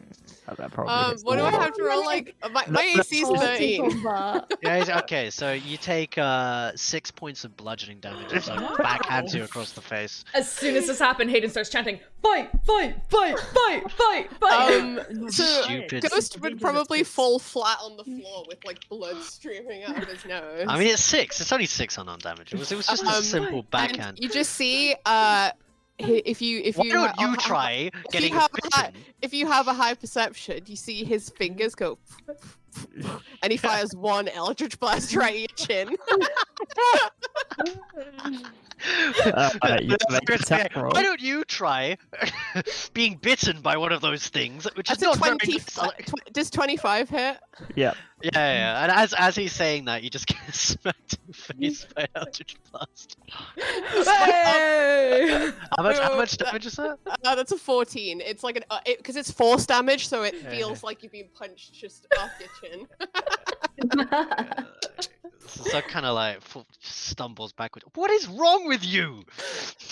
Are you gonna take that, Zug? Hit him You back! absolute moron! He who throws the first stone, I think, is the phrase, Zug. What does that even mean? It means go to bed. No, you shut the fuck up. Well, I do not mean you throw a stone, but you did punch him, which is, taking the first thing, you Did you not hear what he said? first. Well, sure, I was also bitten by the thing, but you cannot just hit people because they annoy you. Otherwise, I would have hit you all the time. Aku looks very amused. Like, he's having the time of his life. And at that point, he chimes in and Okay. goes, "Yes, I also need to sleep." And then he just immediately stares at Ghost expectantly, like with a grin on his face. Like, What do I read into this grin? like, are you gonna have a stab at me too? Because I want to punch you as well. I want to join in. With his other hand, Ghost will use the cantrip Mage Hand and flick the back of Aku's head. Wait, really? You've just been punched in the face, and you're really gonna start one with Aku? It's just a flick to the back of the head. It doesn't even do damage. Hmm. Wink at him. You guys should sleep. You all look fucked up. You're gonna get a side eye, and he's gonna make his way to wherever we're sleeping. Have we made camp? Have we? Yeah, you want to make a camp. Okay, cool. So, all of you taking a slightly wider berth from Haydn, and a slightly wider berth from the slightly piss-smelling tent of Ascor. I want anyone bunk with me. Ascor, you can No, have you've got to stay over there by yourself. Boo. I'll keep an eye on you. Don't worry. Who is on watch, if anyone? I don't know if that makes me feel safe. Not Zug. He's Not having me. he's having a long rest. I'll take the first one. Especially after losing half of his healing worth Yeah, from Rasha's lay on gonna hands sleep. to an eldritch blast to the face. From his ally. Okay, so could the two people on watch, which I presume is Ghost and Haydn, please make perception checks? Cool. Oh, actually, do I have to like re-roll for my find familiar like every day, or is he just around unless he gets destroyed? Around unless he gets destroyed. Okay, cool. So Yes, sorry. I think Cheez-It will be in the form of an owl. Okay, cool. I like So the name. Flying around above you. We'll use him as part of your perception roll then, and therefore you won't get disadvantage. cool. Mine's a 25. 25. Okay. Let me just check what the Oh, stats are. DM. for an owl. Am I right in thinking Ghost cast 2 spells just a minute ago? One spell. But Yeah, yes. so Ghost, if you could please roll There was a for mage me, hand and please. Eldritch Burst. Oh yeah, Yeah, shit, no, you're right. yeah, You're too. absolutely right. D20 for me, Oh my guys. god. Oh, You're absolutely shame. right. Yeah. You how broke do your own like it rule. now? No, And I you mean, cast Mage Hand. That's 2. That's 2. Yeah, too. So D20 for Please, me. please This explain. is me manifesting the chaotic energy of my alignment. That's a 13. Okay, you're fine. What? Come on. So I rolled a nat 20 for perception. He can't keep getting away with it. So, both of you sitting there, looking around, the deeper you've got in, the more the air around you just seems thick with magic. For the natural 20, 25, you see kind of glimmers of slight of shards that seem to flicker into existence and immediately disappear and reappear somewhere else. Wherever you are, the barriers between what's real and not real are constantly shifting and changing. Above you, you see the same, they're almost vulture-shaped, but large, shadowy birds kind of ringing around you now. There's 3 or 4 kind of just constantly circling, and you keep an eye on them and they never get closer, but whatever scavengers they are, they've noticed you. Along with that, you again see fires far off in the distance from what may be other people's camps, may not be. There's no sense of the presence this night, Ghost, which is, you're a little worried, and you're kind of keeping an eye out for it, but there's no sense of feeling or that kind of figure walking far away. You do occasionally catch small little scavengers attempting to come and steal your guys' supplies, and you both kind of beat them away. Whilst walking around Haydn, you as well see quite far off in the distance a large shadowy figure kind of fly overhead, and you kind of duck down a little bit as it comes across and pull Ghost as well, as you see the large shadow of the zombie rock now flying above. Again, doesn't seem to either to notice you or seem too bothered by you, and you see it flying with another figure towards a little bit of the way you're going, kind of roughly the same direction, although if you guys were going northeast, they seem to be going northwest. Kind of following along. That's what you guys see on your watch, if you want to talk about it. What do you think that is? It's a zombie bird. We saw it before. Just going about its daily business, probably running errands and such. No, but the other. Wait, did you say that? Sorry, Jamie. Did you say that there was a group following us that There was were going northwest, or the rock was going northwest? So you've got the rock and whatever the other figure may or may not be, seemingly going northwest, and then you've got the kind of the occasional, you can see kind of a ring of large, shadowy, vulture-shaped creatures flying high above you in a circle. Okay, yeah. So yeah, no, it was it's the figure that Haydn was referencing. What do you think that is? Don't know, probably necromancer. Necromancers just chill out in the barbed fields? Well, yeah, like, think about all the magic and dead bodies here. Like, this place, there's probably more dead bodies per square meter than anywhere else on this whole planet. Yeah, actually, you know, that's a really good point. This is kind of like a necromancer's paradise. Yeah. You think they're gonna mess with us? Literally walking through the valley of the shadow of death. True. You think they're likely to show any interest in us, or are they kind of just here to, like, dig up some bones? I mean, necromancers don't tend to bring alive people back to life, so I don't see why it would be interested in us. Okay. Aiden seems pretty kind of happy with your kind of common sense. Yeah. Ghost's common sense. Yeah, exactly. So Ghost, I can't help but have overheard your conversation with Rasha the other night. Oh, right, so you're in on this whole spying thing as well. Wicked. Love that. For you? No, I was love that for you. You guys were just speaking quite loudly, and the camp doesn't really have much noise insulation, especially considering I was sleeping outside and not in a tent, so... You were, like, super far away, though, so you must have been, like, totally deliberately listening. Elf ears. Mm-hmm. Ghost points to his own ears. What excuse doesn't work on me. I wasn't trying to listen in.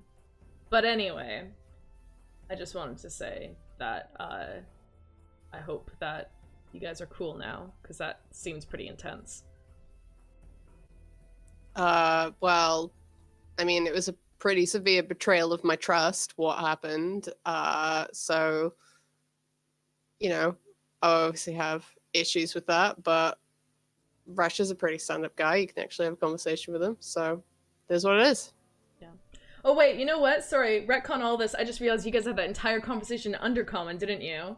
Yes. Yeah. Fuck me, I didn't say any of that. he's just like, wow, necromancers, dude. God, spooky bones. Anyway, Ghost, I've been meaning to actually ask you about this box, and Haydn rummages in his bag and pulls out the Zirkwood box. Okay. I know that you looked at this a while ago. That's pretty dope. And I think, have you seen it since the side started glowing, and he turns the kind of puzzle box around and reveals the side that's now starting to glow green? Okay, yep. Have you seen this? It was just a box when he showed me it. So, since we went to the Feywild, and I know that you don't remember us going to the Feywild, but we did. But since we went to the Feywild, it's been doing this. And I did some research when we were in my Sandkeep. I think this might be one of those mechanisms where you have to travel to different planes in order to open it. And now I'm a little bit worried that if I take it to the recipient, he's gonna think that I tried to open it, and I'm gonna get in trouble. So I was wondering if you know much more about stuff like this. Do I have to finish opening it in order to reset the lock and put it back together, or can I just, like, reverse the one side that I've accidentally opened? Well, why don't you just tell the recipient that a genie accidentally sent you to the Feywild and back, and that that's why that's glowing? Isn't that the most sensible thing to do? Does that sound like something that you would believe? Oh yeah, a genie sent me to the Feywild and back. It accidentally opened. I mean, I think the folk of Denthalis can very, very easily tell whether you're lying or not, so... Are they good at that? Oh. I've never met them, so I don't know what they're like. No, you've never met the folk at Denthalis? Damn. Oh, well, I've never left Tal'Dorei before. This is my first time on Wildmount.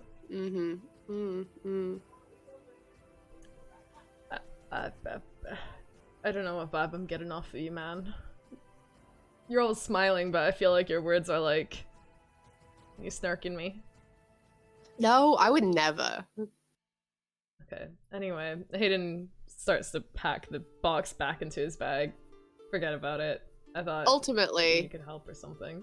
With practitioners of the arcane arts, honesty is the best policy. Because they can sniff a liar. Cool. Well, let's just hope they don't string me up and decide that I'm lying anyway. Well, Rashana's not the Underdark, so they'd just put you in a dungeon and then, you know, maybe execute you if you're found guilty at your trial. We wouldn't string anyone up. Found We're guilty not at your barbarians. trial. as if justice ever actually does anything for anyone. Well, That's you funny. said yourself this is your first time here. You don't know. Would you say that the judicial system here is fair and right? I don't really think about it too much. Because I'm always on the right side of the law. Fair enough. Never have to worry about it. Didn't you just say the other day that you don't have lawyers here? I remember Ascor getting pretty upset about that. I don't know. I don't remember saying that, but if I said it and Ascor got upset, that was probably deliberate. Fair enough. Well, fingers crossed the delivery goes okay. I'm sure it'll go fine. Thanks. And Haydn continues his watch. Okay. So second watch. Who's up? We'll still complete a long rest, right? In Yes. between all those. Well, No, in that case, yeah. Let me Yeah, know I'll if you just need. do one. cool. As you guys come out, Ghost's like, oh, I was so tired, you guys. I'm so glad I could just... as he just crawls into a tent. Sleep well. Was wait, did you say yes to me doing it or? Yeah, Yeah. but Yeah, still. cool. Alright. Cool. Well, in that case, if Zug sees you doing that, he just raises one eyebrow in extreme disbelief. Rasha? Have a good sleep. Rasha and Zug. Could you make perception checks for me? Sure. What is it again? Can I read? 25. Plus 2. Mine is. Sorry, it's taking so long. There we go. 19. 19. Both of you, as you're kind of walking around on watch, you see kind of the same kind of shapes shimmering above you, but there's also a rustle behind you at some point in the night, and you whip round thinking it's an intruder, but you both see Ghost seemingly sneaking out of his tent and kind of like looks around at both of you, kind of catching him leaving. Oh, this again. Good sleep, I see. Burn. I need a piss. Enjoy your walk, Ghost.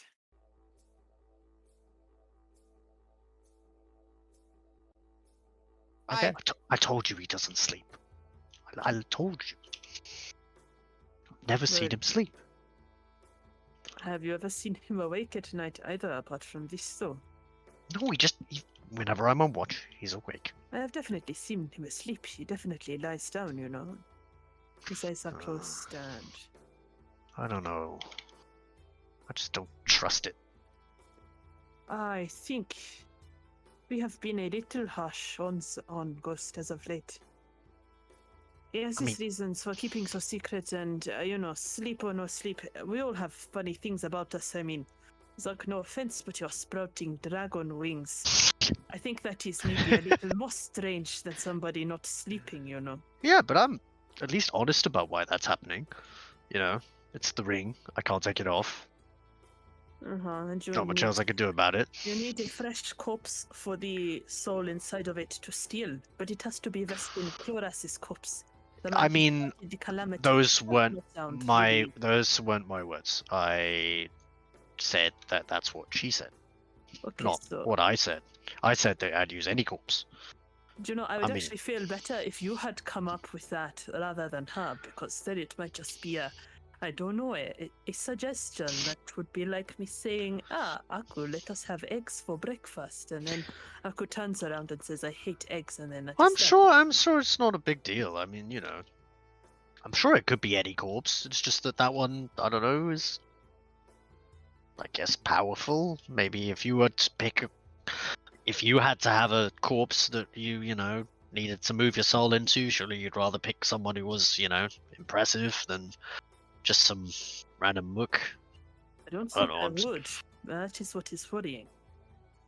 Oh, I mean, what would you choose if you had to animate a corpse? Just I mean, I'm not much of a necromancer. Somebody who could swing a hammer, just somebody who could do my job. I'm a Oh, blacksmith and I'm happy swinging. Oh, clearly the lady in the ring is a little more picky than you are. Yeah, she likes the profession of starting calamities and being so hated in history or erased from book names. Yeah. DM, how far does charm go in terms of mental gymnastics? see her as like a valued friend. I just, I mean, it's okay. It is suspect. It is a bit confusing, but I just don't think it's. I don't think it's for the worst reasons. I hope. You're suspicious of Ghost, very suspicious of Ghost, but not of her at all. I mean, I'm not, I would say I'm concerned that maybe she isn't making the best choices at this point in time. But I think I can convince her to make a better one. Okay. Next time there's a proper corpse, I'll just do my best to tell her this one might be a better choice than the one that we don't even know exists. Okay, well. I just want to help, She's helped me out a lot. I want to help her out. Keep us updated. It is a worrying thing that you have been asked to do. Yeah, and I you mean, just seem so calm about it. Just really very calm. She's helped me out a lot in the past. I just think that she's all right. She's not evil. At least that's what I think. Not evil. Okay, well, I'm so glad to hear that. Why do you think she's evil?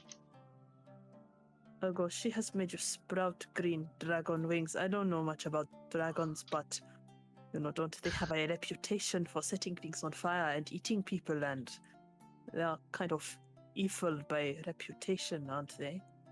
Are they? Zug has literally no knowledge of dragons whatsoever. Well, you keep talking about this chroma, I don't know, chroma concept or something. Or the big dragons that destroyed your surface. I don't think I spoke about that. No, but your party, you all have this, this thing. I mean, some of them are what you would consider kind of scholars. Well, they read books and they learn about magic and things. And the kind of people in our world, the surface world, that do that tend to be quite smart individuals. I don't read much. I just it's not really one of my favorite pastimes. I just don't really like reading. It's kind of boring. Then you should ask the person among us who reads a lot about these things. Yeah, I mean, by all means, you can. I'm sure Ascor knows about it. He seems like a very, very smart and educated fellow. I actually did not mean Ascor at all. Yeah. Oh, okay. I mean, he's definitely, studied. Probably would know. He probably does. Yeah, I wouldn't ask me. I don't know much about history. Is there like a big difference in Zug when he's talking about this ring versus when he's like sussing at Ghost, or just like I make an insight check.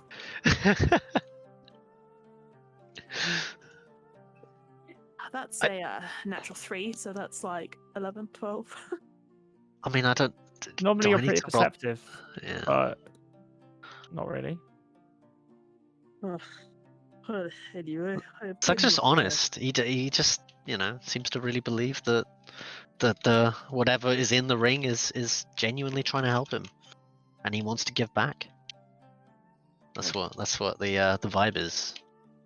I guess I can kind of understand you being beholden to a questionable entity of great power, huh? I mean, let's put it this way.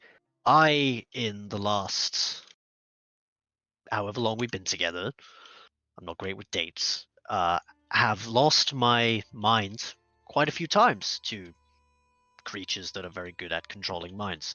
Since I've worn this ring, it's not happened at all. And it's been quite pleasant, actually, because it's quite unsettling having your mind controlled by something that you can't help. So I do appreciate that, to be honest. It's nice. Well, I hope that when she is gone, you will consider asking Geb for this protection as well. I will 100%. I will miss it greatly. Right. Just like I miss my genie friend, but you know, I think I did the right thing. Wait, where did that ring go? Do we still have that ring? No, I released the genie. Sorry, Zug released the genie because he thought it was the right thing to do. Oh, well. Maybe we could see him again. So as you two have your conversation and your watch goes on, the rest of you slowly begin to wake up, and that is where we will take our break. Thank you everybody for tuning in. We will be back with you at 10 to 9.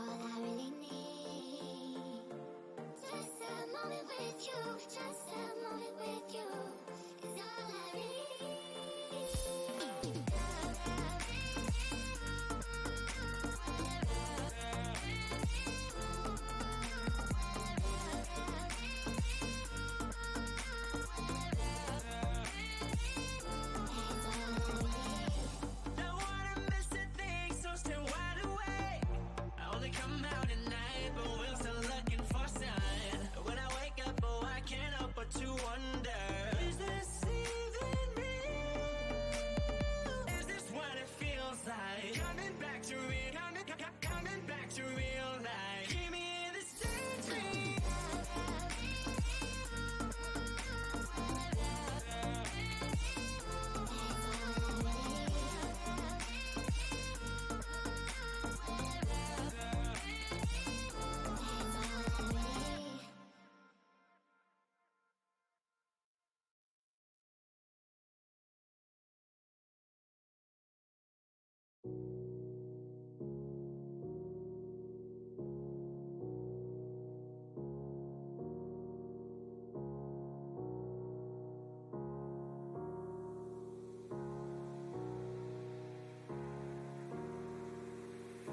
Show me your heart and show me your soul, and I'll take you somewhere only I know. Make me a wish, oh, make me your dreams. I'll show you nothing but love. I'll give you all that you need.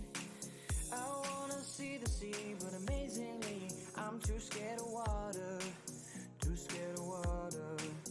And I hope that one day you'll find me again. We can run to the top of the mountains. So if I took you back to the place where we first met, would you fall in love all over? Would you fall in love once all over again? So if I took you back to the moment you met me, would you smile like our first kiss? Would you remember when you fell in love with me?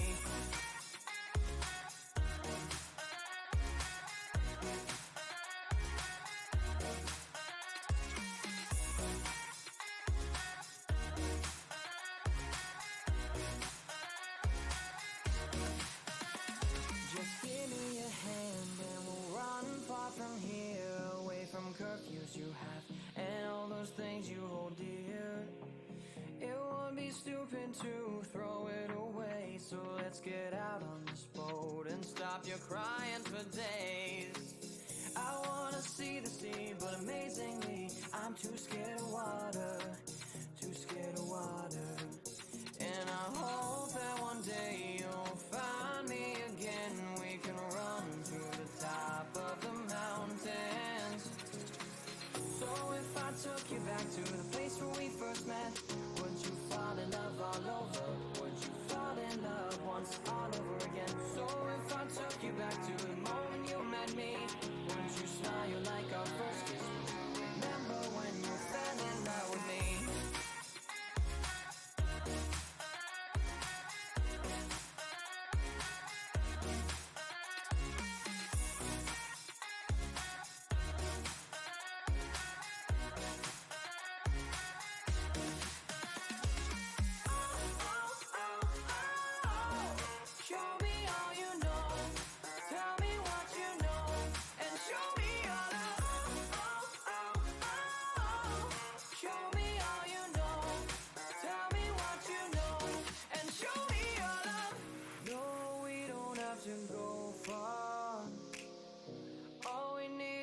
Try hard. No, we don't need to be clear. We need our best thoughts held dear. We need escape from here. So if I took you back to the place where we first met, would you fall in love all over? Would you fall in love once all over again? So if I took you back to the moment you met me, would you smile like our first kiss? Would you remember when you fell in love with me?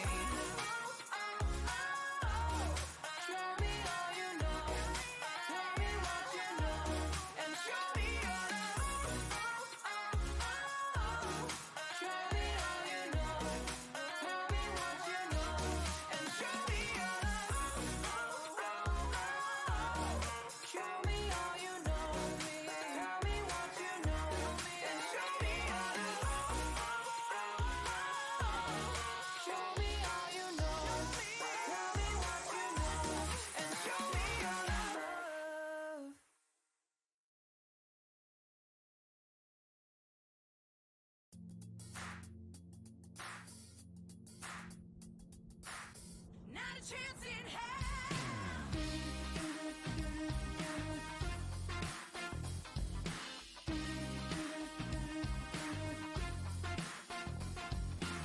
I woke up, glitter and tears.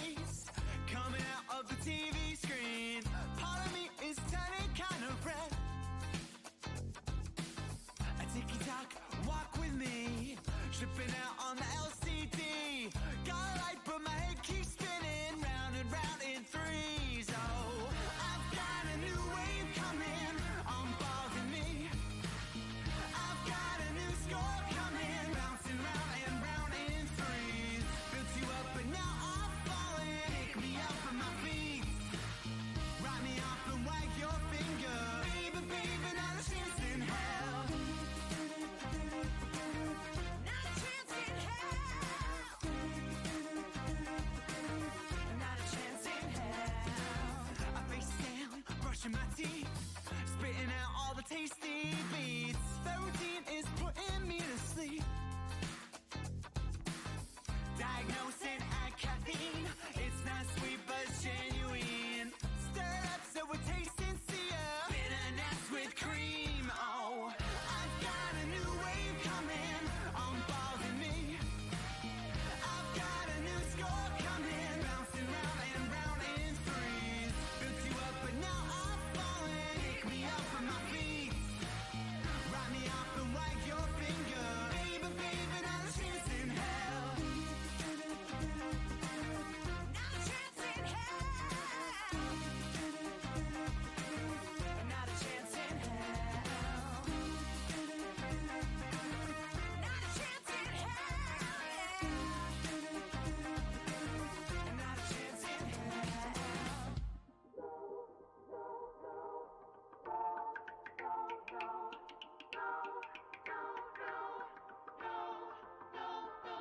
I've got a new wave coming. Not a chance in hell. I've got a new score coming. And not a chance in hell. I've got a new wave coming on balls in me.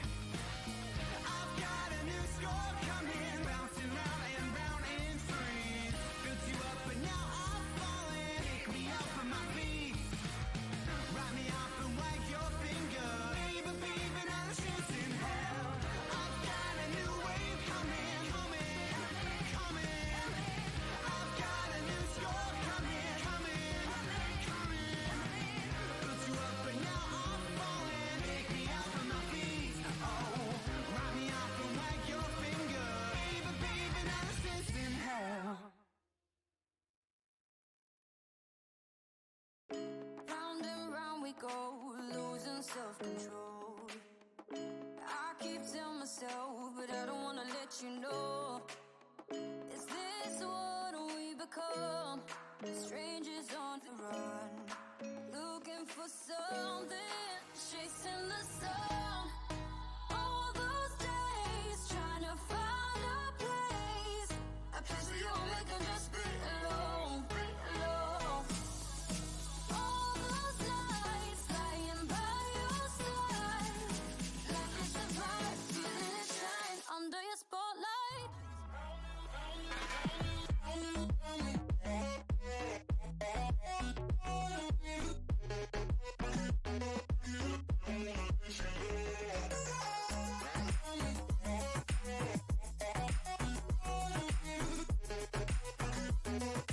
Like it's a vibe under your spotlight. That's the way every day goes. Looking back, I know we started falling. We were falling in love, yeah. Took my heart in your arms. Welcome back, everybody. So the group is continuing their adventure through the barb fields. They have seen something before the rock that seems to use this as its hunting grounds, and have battled some seemingly undead kraken along the way. Overnight, they observed some of the weird magical mystical energies of this place, saw some of the scavengers creatures that are kind of following them around, saw both the rock and the unidentified figure flying off to the distance, and they will begin their 5th day of travel, believing that in one more day they will reach their destination. Could somebody who is not Ascor, Ghost, or Haydn please make a survival check? I'll do it. You better crit. Sorry, as a reminder, Aku, Don't during the night, you did not feel You're not able to sleep. There's that same dull pain where the Rakshasa scratched you, and you now have 2 points of exhaustion. Bruh. You used to get that treated, son. But why though? Did you Just did gonna, you not just gonna show make a anyone? Sai, just I'm make gonna it- make a use character I'm gonna use a luck point. Because Okay. that was a 3. And Oof. we don't like 3s. 3s are bad, so we're gonna try Threes that aren't fun. again. just keep using them. Sweats. Alright, try again. I only have a +2 on survival, please. Oh, okay, 18. 18. Okay, could you roll a d10 for me? Yes. So Zug, originally, like, for some reason, you delegate to asking Zug where to go, and he says that he saw something interesting off to the side, but then remembered that it was actually when he was dreaming that he saw that, and then changes his mind. So we then heads to the right direction. Sorry, I'm Why are rolling we a listening to D10. this guy again? I don't know. I got 1. 1. Okay. As you're making your way through, Zug does indeed take you to some interesting things he sees off to the side. And whilst Ghost is vaguely aware that you might be traveling the right direction, the air around you is thick already with magic. But what initially starts as a wind, you kind of look around. Each of you realizes that there's none of your clothes are moving. There's no kind of feeling of coolness across your face against the beating sun. It's not wind you hear. It screams on the wind. What? Never-ending, high-pitched screams that kind of come and go as you walk through this part. And could you all make wisdom saving throws for me? Oh, no. Ghost just says, "Oh, you guys can hear that too." I think Do I get disadvantage here? Aiden, did you get your cucumber out? Yes, you do now. No, my cucumber is in the bag. Do we get a wisdom bonus if we're standing near Aku? Yes. Oh. But isn't it Is like this- a really close distance? It's, So like, it's if you're the same moorbounder as Who's that? Damn it. I just which hate is Not me. Ascor Ascor and and Zug. Yeah. Ascor and Is Zug this get a a +5. frightened condition or a charm condition? 18. No, Oh dear. 19 on the wisdom save. 19. Oh, Hayden? bitch! I got 22. I was so 22? surprised. I Oh, didn't nice even one. check. That's gone No well. paralysis from me again. Wisdom saving. My least favorite roll. Is that a natty 20 I see, Mr. Ascor? Oh, Are I we rolling rolled today? 18 +2. Hey, Very nice, everyone very nice. seems to roll well. Aku and Rasha, what'd you get? 18? 18? Aku? 13. It's that Luke burning all his good rolls. Aku, you're already exhausted. And by moving through this area, Like he's just gonna drop the dead. screams fill your mind. And it takes every essence of your being to keep focused and keep moving and stay awake. And as you try to push through it, you fixate on a couple of the voices you can hear with the scream fluctuate up and down, and your mind wanders, and you do suffer another point of exhaustion. Holy. You can And it's die up to if you 3. This boy's Look gonna at that. die. This What boy is gonna happened? be so And it tired he almost dies. sounds Have you been far off in adding? the distance, as though there is a slight laughing in your back of your head. It sounds like a little bit like an overgrown cat. Level 3 exhaustion is disadvantage on attack rolls. Yeah, level 1 is disadvantage on ability checks. Level 2 is your speed is halved, and then level Oh. 3 is. Saving throw. Oh, sorry, you wouldn't have disadvantage on this, Aku, by the way. Sorry, I thought that was the condition of the second one. So if your first roll was better, you take that. I just straight rolled because I have advantage on it. Okay, yeah, in which case, yes, you you are on 3 now, so your speed is halved. Wait, wouldn't Aku have an advantage on it then if?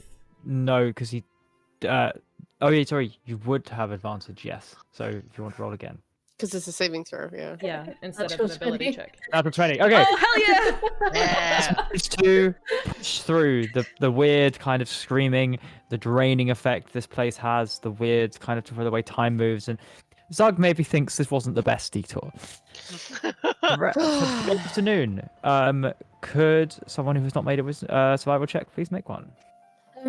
Can I just ask, I'll do it. what's 4 exhaustion points do to you? Do you die? 6 is death. Yeah, so Four I'm is- fine. I'm fine. so I think 4 is oh, go ahead. 4 is disadvantage on everything, including saving throws, and I think 5 is your speed drops to 0. No, sorry. So I'm wrong. disadvantage. Yes, you are wrong, Jamie. Disadvantage on ability checks is 1. Speed halved is 2. Disadvantage on attack and saving throws is 3. Hit point maximum is halved at 4. Then Yikes. speed reduced to 0. What happens in 5? Actually, and death at Point 6. in the cat driving. Rasha probably draws Geb cat close to Aku's cat. Wait, is he on the same one? Is he on Thaddeus? I don't know. Yes, he is on Thaddeus. Thaddeus. Yeah, Aku, you look really I don't know. You look kind of unhealthy. Are you... Can I do anything to help? Or Aku being part of the male human-looking species believes that his masculinity will absolutely pull him through this, and he chooses to ignore it and says, "I just didn't sleep well last night." okay, well, if you're tired, I mean, I do have spells that can make you less tired. So, you know, let me know. I guess. Behind, so Haydn is sitting behind Rasha on Rasha's Gebcat, and as Rasha's saying this, Haydn kind of chips in. You still look good though.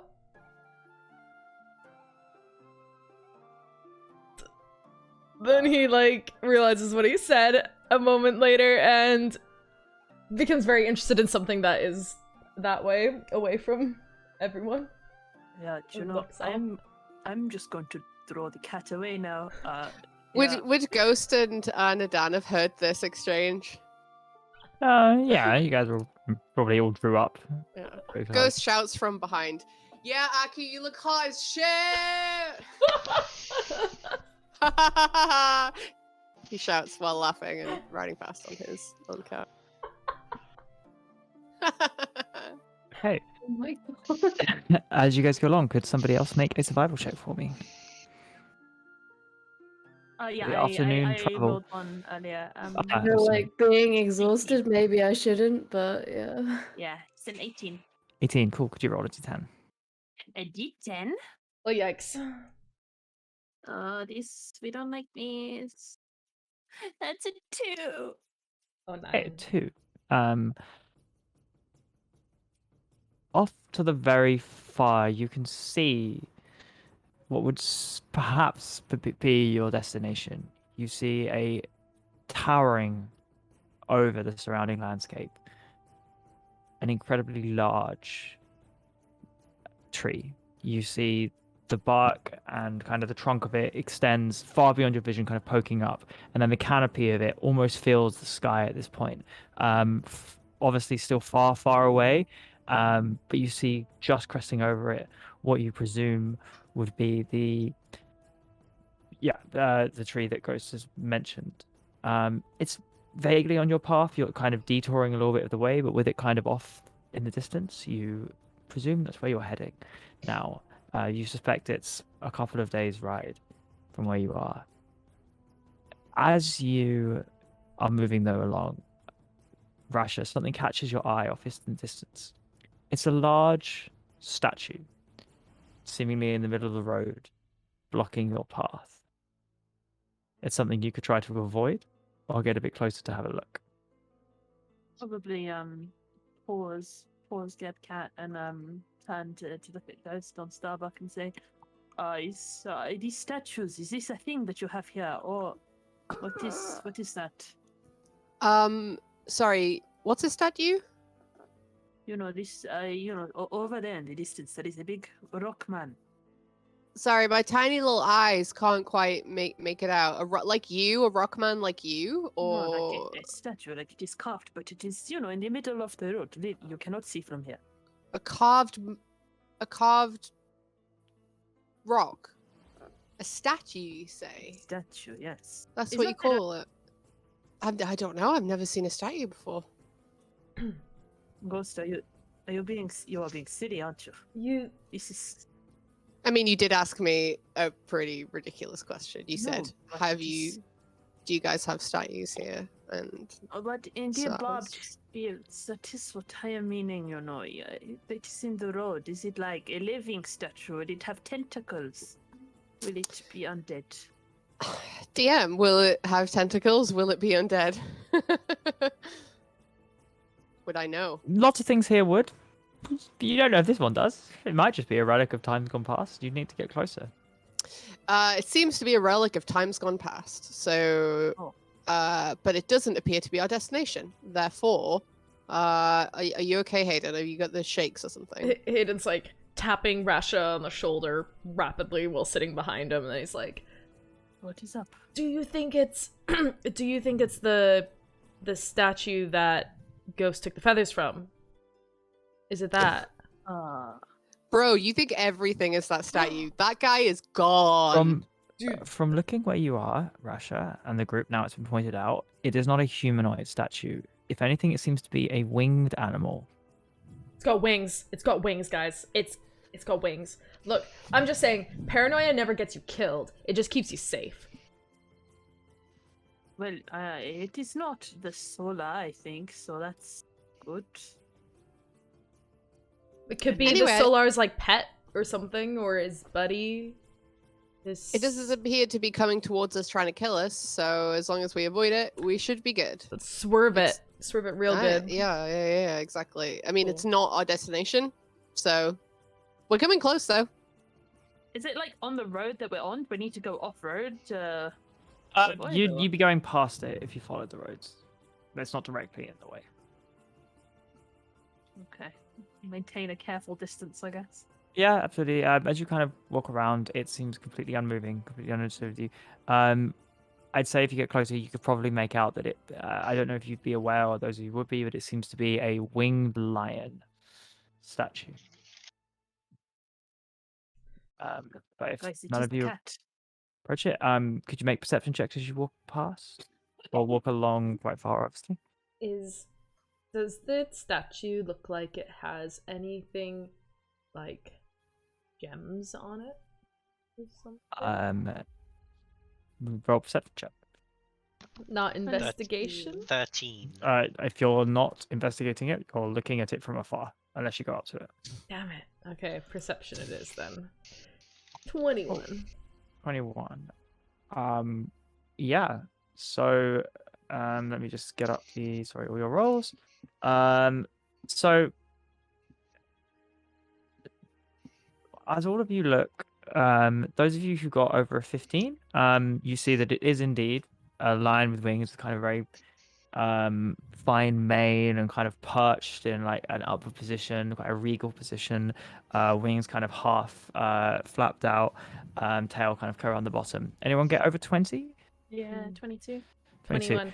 22. You see that there is a large emerald kind of set in a crown, top made of stone, but the emerald is very much a real gem. With the 22, 21 though, however, you do see, and kind of from now, that there are seemingly scraps of leather, armor, swords, spears, and what seem to be bleached and dust-covered bones scattered around the statue. Oh, look, this statue is eating people, Haydn. Hayden pats Rash on the shoulder again and kind of leans forward, and he's like, I think we should keep a wide berth. I don't think it's a good idea. I don't think we should stop here. No. Really pretty emerald, but yeah. I know I was looking at it too, but no. It's not a bad idea. Yeah. I don't want to Well, become... it's clearly a trap. Anybody can see that. Let's keep going. The way that you're looking at this, Haydn, it's almost as if last night you went like, and oh my god, like the last time I was here, like wild magic turned my friend into a butt plug and it slapped me in the face. It was so crazy. As a correction, I've never been here. I was somewhere else where there's wild magic. where your friend turned into a butt plug and slapped you in the face. As you No. two are talking, anyone who Yes, happens they to look back at the statue stands up, Oh no. turns around, sits back down in the same position, and focuses all of you. And you all hear in your head, "Answer my riddle, or face my test. Oh The choice is yours. Oh dear. Accept Is- my boon." Is there an Nice. option to just keep walking and Is not there an option engage? to just leave? DNI, Said- DNI. I said answer or we have to be tested. What's the riddle though? Don't. Is it I'm hard? not good What at if it is riddles. really hard? But I what bet if it's it, hard. what if we win Like a something? serpent's tongue, I spark the thunder's peal. With every stroke, the storm is wrung of darkness by my zeal. What am I? I'm really bad at common. Can you please say that again? So, forked like a serpent's tongue, I spark the thunder's peal.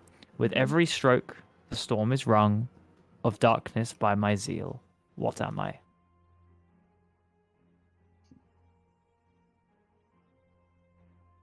Is anybody? Can we do guys. like an intelligence roll to see if like our characters are smarter than us? So what is, you can indeed make a roll to see if it is smarter than you are. That is cheating. I mean, Well, Hayden, cheating. I'm pretty But your sure characters are Hayden often is smarter than you smarter are. than me. Well, mine definitely isn't. So. I'm gonna... Wait, what would I roll? If I can't figure it out. I'd say riddles are generally kind of lateral thinkings, intelligence. So just a straight intelligence roll? Yeah, but definitely intelligence. What was the second line? Oh no. So forked like a serpent's tongue, Mhm. I spark the thunder's peal. With every stroke, the storm is wrung of darkness by my zeal. Oh! It's lightning! What? But I mean, that was. I feel like it's But too you- obvious. yeah. Is it not? But I mean, it- that's what I lightning think, but- forks. I think I'm And- too stupid. Like, I just And feel it like makes- that's too obvious. It makes thunder, but thunder does not. I don't understand what it means by peel because, I think I'm really not the person for this. So you can do this. Approach. Wait a second. Didn't he say when you lightning? have your I thought he answer. even said lightning. DM, what was the riddle again? Forked like a serpent's tongue, I spark the thunder's peal. With every stroke, the storm is wrung of darkness by my zeal. It's lightning. That's so It's obvious. lightning. It's lightning, guys. It's lightning. You want to bet your life on that? Well, what do we get if we answer the riddle? He doing it.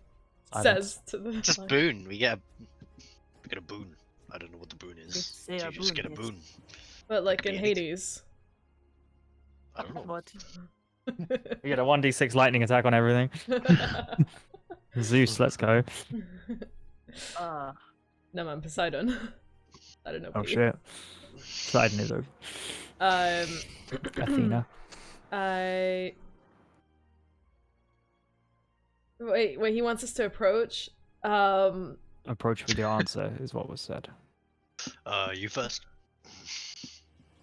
I don't want to get off the cat. Hayden, you're the fastest. You should go ahead. But Okay. you're so confident in your answer. Okay. You could definitely run here and back. We'll wait. Okay, I'll take one for the team. Right, I'm gonna go. I slip off the Geb cat and kind of land in the sand and kind of He taps you on the shoulder and gives you guidance. Okay. Thank you, Asha. And Hayden kind of keeps his crossbow drawn as he makes careful steps across the sand, and he's like, How far away is this creature now? So you guys were about 150 meters away when you were kind of skirting around the outskirts. When Hayden's like 50 meters or so away, Ghost's just gonna turn to the rest of the guys and be like, if that thing eats him, we just have to go, right? Like, because that means the Wonder Walkers is like actually no longer a problem. Oh yeah, he's taking the Wand of Orcus with him. Mm-hmm. Ah, that was a bit of an oversight. Was it? That's the whole reason we're here. Hayden can't I hear bet- this conversation, so he keeps walking towards. I sure hope he's right with the riddle, or we're gonna look very stupid. Well, I think we'll be fine actually. Um, We're not that far away from our destination anyway. Yeah, but the destination's pointless if we don't have the wand. No, I still have some business out here that I need to take care of, so it'll be all good. Anyway, glad that this you should have be your- hilarious. I'm glad that we have your mysterious business that you don't tell any of us about. Oh, Yeah, maybe this. what a fantastic use of my time. This Riddle rock could, you know, I don't know, protect the wand or something. Sir Lion, Riddle Master, friend, the answer you seek is lightning. Did you just approach it and say that? Yeah. No response. Okay, guys, don't worry about it. We're fine. Let's just go. And he turns around and he starts like power walking back to Gebcat. Okay. Wait. You must place your hand upon me to give your answer. Oh, okay. Hey, Lion, you want to give me a heads up? Was my answer right? No? Okay. I'll do it then. And, Hayden takes some careful steps back towards the, Standing over bones, hearing them crunching beneath your feet. Oh, this is so dangerous. Okay. I just want to say, either all Why of am I these doing people that this? died are really stupid, or we're about to get really lucky. Oh, Grace. Okay. Hayden closes the final few feet between, Yep, you see now it's quite an imposing statue. This is certainly a 15-foot tall lion. and he places his hand on the statue and just says, lightning. Your answer is accepted. And as you hear that, there's a crackle of lightning and like a boom of thunder across the sky, and you feel lightning rip across your fingers down your arm, and you see your entire arm engulfed by blue electricity kind of splattering away and kind of arcades across your chest, and there's seemingly no effect. And as you're kind of like looking down, like almost starting to panic, there's a slight bop on your head as a shard of the green emerald lands on your head, drops into your hands, and you have immunity to lightning damage for 10 days. Yo! Thanks, Lion. And he like does a little salute, closes his hand around his emeralds, and So does that mean turns we and can all heads go back over to there Gebcat. and do the same thing, or I don't know. you can kill him? Well, no, we're not gonna kill him. He was nice. No, I said you did. I was saying he didn't kill you. I wasn't saying we were gonna kill him. I said you're alive, which is great. It's I fantastic. feel like pats Hayden on the back and just goes, "Good job, Hayden." Oh, thanks, Aku. Thanks. That looked like it hurt. You okay? Hold on there. We're okay now, or we can just go right on past. I think we're good. I got the boon. We could have gone past anyway. Wait. Would Hayden be aware that he now has this resistance to lightning for 10 days? I'd say that the crackling all across your body doing nothing might give you some indication, but you're not entirely sure. If you look at the gem, you can see that lightning is kind of crackling within it. Cool. And sorry, was it resistance or immunity? you said? Immunity. Immunity. Better. Wow. Okay. 10 days. Don't expect any mercy when it comes to a cheeky lightning bolt. Well, I don't know. I guess you guys could go try. After I gave the answer, it gave me this little gem, which probably is worth quite a bit. And also, well, I got zapped, but it didn't hurt, so maybe it's cool. Let's go then. Hmm. Sounds Is it a Sounds precious like a gem? win-win. Come on, hold on a second. Why do you care? It's his gem. You can't have it. You might try and buy it though. You can go get one. Go get your own. This one's mine. I'm keeping That's this fair one. enough. You know, you found your gem. It's yours. You discovered it. Yeah. Does anybody else go up and say lightning whilst touching a creature?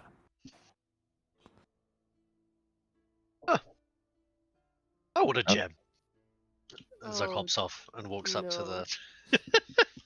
I mean, how hard could it be? We know the answer to the riddle. This is Go easy on, stuff. Zug. You can do it. So Zug just wanders up. He touches the. He kind of like slowly kind of edges towards it, like a little hesitant. Touches it. Lightning. What happens? No response and no effect. Oh, Aw. looks like you got all the gems. That's not fair. Sorry, dude. I would have Kinda, shared like, if I could. He shuffles back. How embarrassing for you, Zug. You must be What? so Ascor embarrassed. calls out. He says, Why would I be "Zug, embarrassed? Try thunder. No, I'm not gonna. Maybe thunder works now." I'm not gonna use a different word.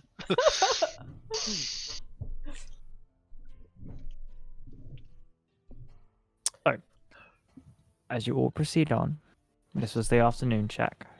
So Haydn with a buoyed sense of confidence and immunity. The rest of you camp. You've got a boy sense. He's got boy sense. Void.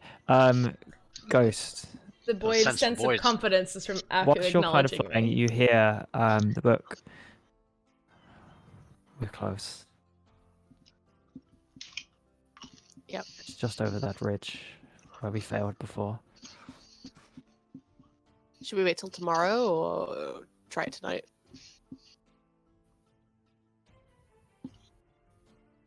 What do you think they want?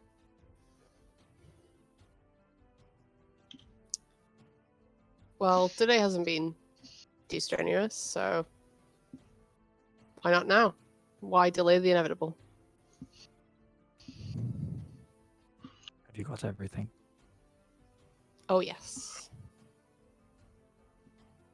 I mean, it might take me all night to prepare it, so in the morning. I've waited long enough. Let's do it. As you're conversation cresting over the ridge, the rest of you come across, as you've been progressing through from kind of that statue onwards, the area has been getting more and more barren, less ruins and more just charred, churned earth, scars, kind of almost like deep raking claws throughout, kind of causing large cliffs, seemingly out of nowhere on an otherwise very flat landscape, kind of ridges that are going to drop off. And as you kind of get to the top of one, thinking that the next thing is just going to be a little incline and thing, instead you stand at the top of a gigantic meteor that seemingly, a gigantic like crater that you think may have been formed by a meteor or something huge landed here, and the kind of scaling the outside is going to be quite difficult. And as you look down, there is a singular ruin in the center with kind of, as you guys are looking at it, it's quite difficult to even perceive, even in kind of the fading light and the twilight, as the magic hangs heavy in the air, kind of distorting. Even the light around this seems to refract through it strangely. There is definitely a structure and a building down there, as well as almost an origin point of this. But the crater in of itself is unlike anything you guys have seen before, and each of you is filled with a vague sense of foreboding. Something terrible happened here, and it's almost not right to be looking at it. What is this place? Ghost, what do you know about it? Well, not much, but as much as anyone, I guess. Is this something... Sorry, go on. Ghost just looks at Rasha.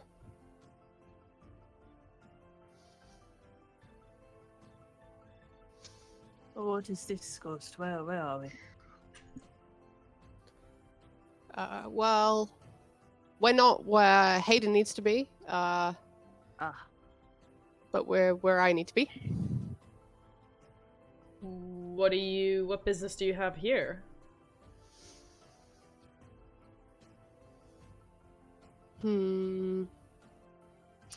Well, I guess you could say that this place is the culmination of all of my research. A whole decade's worth of reading and planning and experimenting and searching, and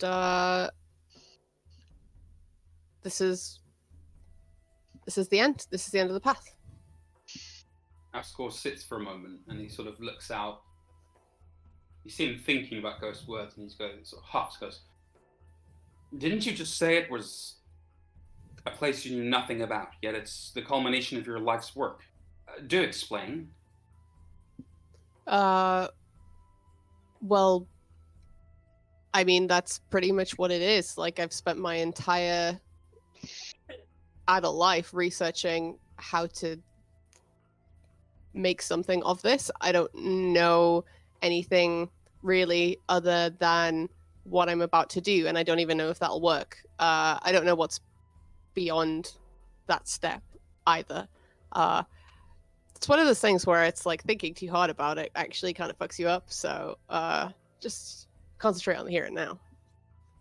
I'm gonna go for an insight check on Ghost.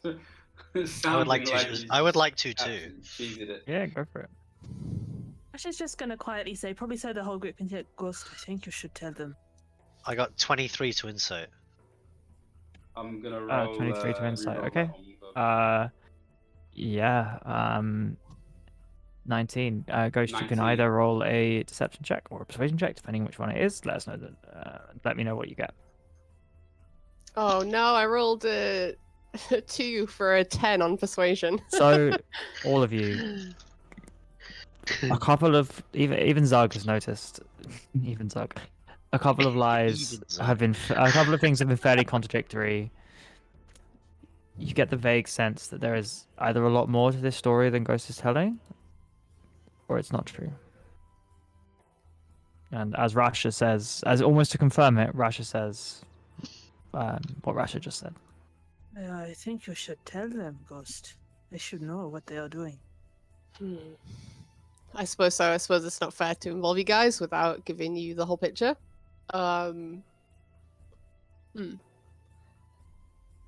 The purple star in Aku's dreams, and I would like to clarify that appearing in his dreams has absolutely nothing to do with me, and the reason why I said I didn't know anything about it is because the best way to deal with that thing is to just not engage at all. The second you look at it, you invite it in, and it will lead you to ruin. But that thing, 10 years ago, it took my brother. It took my brother to what we call the Far Realm, which is a realm that is splintered off and beyond time and space. It's unfathomably far away, in every possible sense, but the influence of it is so old and so corrupt that it still finds ways to reach us here. And it uses that influence to try and convince people to bring it through so it can make an attempt what I don't know. I mean, most of the stuff from there doesn't even have conscious. It's just existence moving through, just fucking shit up along the way. But yeah, my brother was he went through 10 years ago. He jumped through. And this whole thing has all been about trying to get him back. You definitely heard my parents mention that he went missing, and I said that he was fine, and it's not true. He's not fine. He's not fine at all. That's just me saying stuff to try and make my parents feel better about the fact that their son has fused with the monsters from literally the deep and the beyond, and he did something so phenomenally terrible that it's even embarrassing to talk to. My parents, they would never ever get over it if they found out. So this is my coming clean.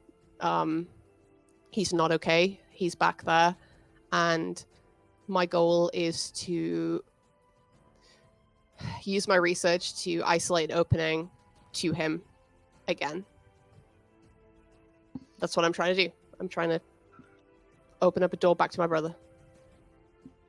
Well, I suppose that might do another insight check. Oh wow, fuck you. Yeah, go for it. It's testament to your acting ability, Lauren.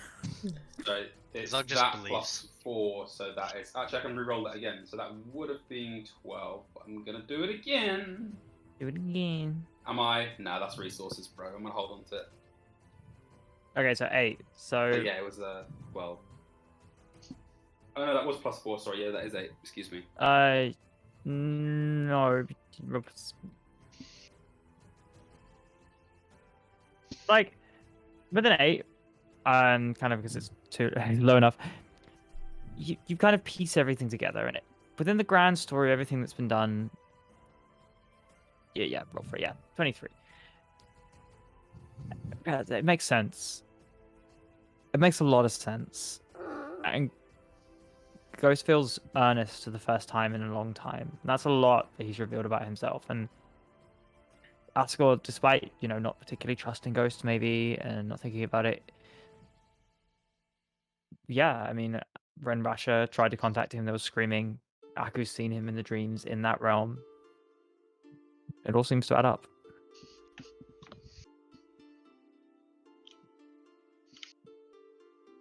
Well, why didn't you say? You don't even like me. Why would I tell you like intimate details about my personal history? We're more than just I'll have you know. Look around you. It might have made us not trust you, if you were a bit more honest. It was your choice not to trust me. No, it was your actions that made me not trust you. Don't put this on me. Trust is a two-way street, Ghost. I said this last night, We want to trust you, but you have made it really hard. You remember how you felt when you contacted that realm with your spell, Rasha? Mm-hmm. And Aku, when you had your dreams. You remember how that felt? I've been on the periphery of this for a decade. You don't think that that's had some effect on me? You don't think that's something that I struggle with every single day, trying to retain my own sanity in order to progress on to my goals? I'm at the end now. I don't care, I guess. I need your help. That's what it boils down to. I need everyone's help. Ultimately. We will You can happily repeat that give one it. again. Happily, I will give you my help. I do think we need to, have a sit down. What exactly are we fighting? Do we have to fight? What is it they call it? A heist? Are we heisting Roman out from the Typhon? Or are we, I don't know, what sort of abilities do we need? I can think and ask Geb overnight, but... Well, I can tell you something about the ritual that I've been preparing,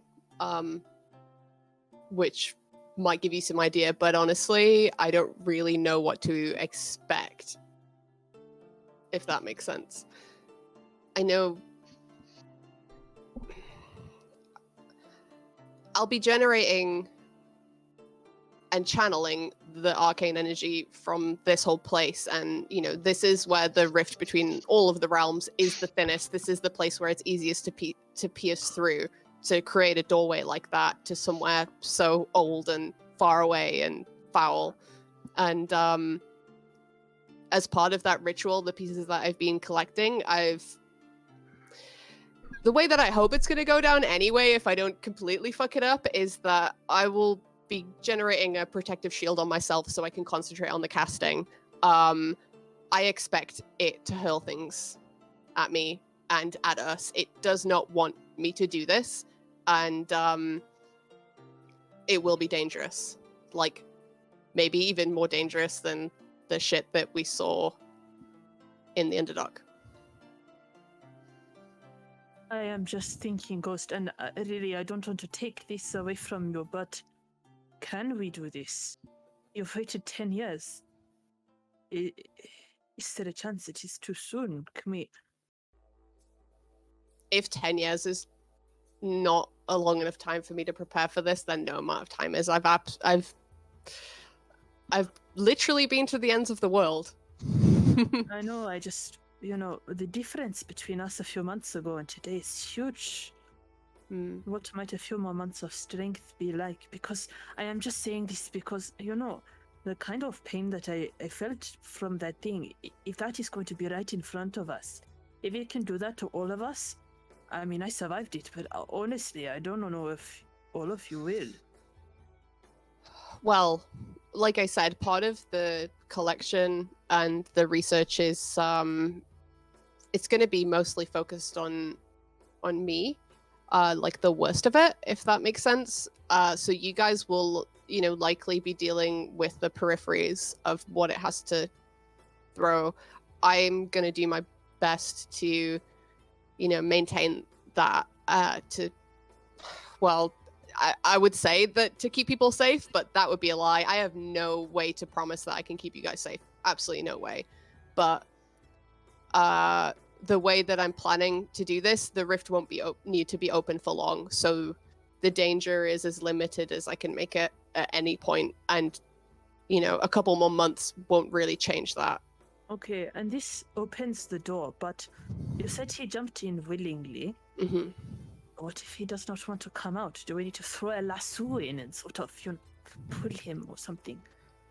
At this point, Ghost starts reaches into his bag of holding and he starts pulling up his certain ingredients, and they're floating in little sort of bubbles, and he's like, all of these crazy things that I've collected, and you see stuff like there's a whole mind witness corpse and the still beating Garistro heart, which is this big, and the feathers of those creepy angels and the demon blood in a little vial that just is kind of giving off this bad vibes. This stuff is it's pretty potent, eh? It's gonna reach, Okay, so maybe we don't need a lasso then, but yeah, okay, well. Think of it as opening up a manhole cover from underneath someone's feet. Okay, and then you just grab him and then we are done. Gravity will do most of the work. And then so this Kyphon is really angry because if even looking at it invites it into your life and it sees all of us stick our hands through a manhole cover and yank a guy out. I mean, what then? You ever yanked a guy out for a manhole before? Actually, yes. We use them quite often in the Underdark in the mining caves, so I often would yank the man, yes. Mm. Well, that's why they're called manholes. Right. Yeah. Gonna be clear about that. No, but I'm being serious for a moment. I think you can understand, and I'm sure many of us here feel the same way, but... Well, Ghost, let me ask. Has your research led you to any understanding of how to circumvent this wilderness magic that's... I don't want to explode into tiny pieces? Yeah, this is a lot of magic in a place where magic is not supposed to be done. Just want to point one thing out is you see that the epicenter of this crater, right? Yes. Everything is a little bit different there. Everything is moving differently. The energy is flowing in impossible ways. It's sort of like the eye of the storm, if that makes sense. It's weirdly going to be the safest place for us to conduct this stand. Wait, so this Really? crater is the source of all this wild magic? Not far from it. Oh. And by extension, the use of magic here will be safe, rather than more dangerous, correct? It'll neither be safe nor dangerous. It'll What does just that be...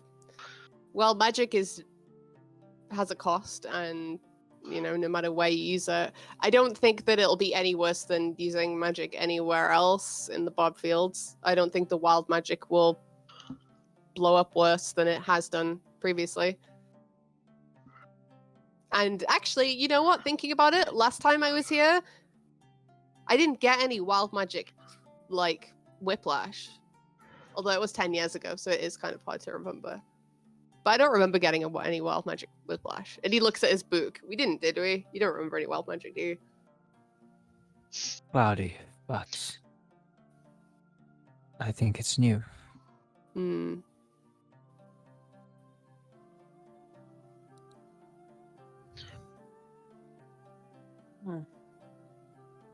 I mean, you're already here, so you might as well help me. Well, I will help, of No, it course. still I seems will. like a terrible idea. I just kind of, I am just trying to think of the best way to help. Is the only thing. What I remember.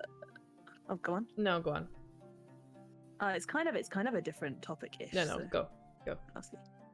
I don't know, Ghost. I remember when we first met, you were either asking about the Blood Queen or you mentioned the Blood Queen, and I think for clarity to the group, the this Kyphon, this purple star, it is the same.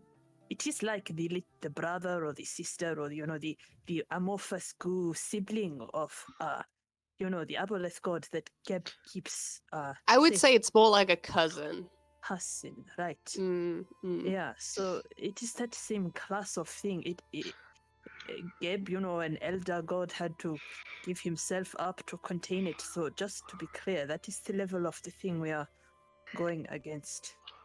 From what I know in my research, this star is not like things like Geb or the Blood Queen. It doesn't have an active consciousness. It's a malevolent, ancient being just perpetuated by its own malice that just travels through the universe to fuck shit up.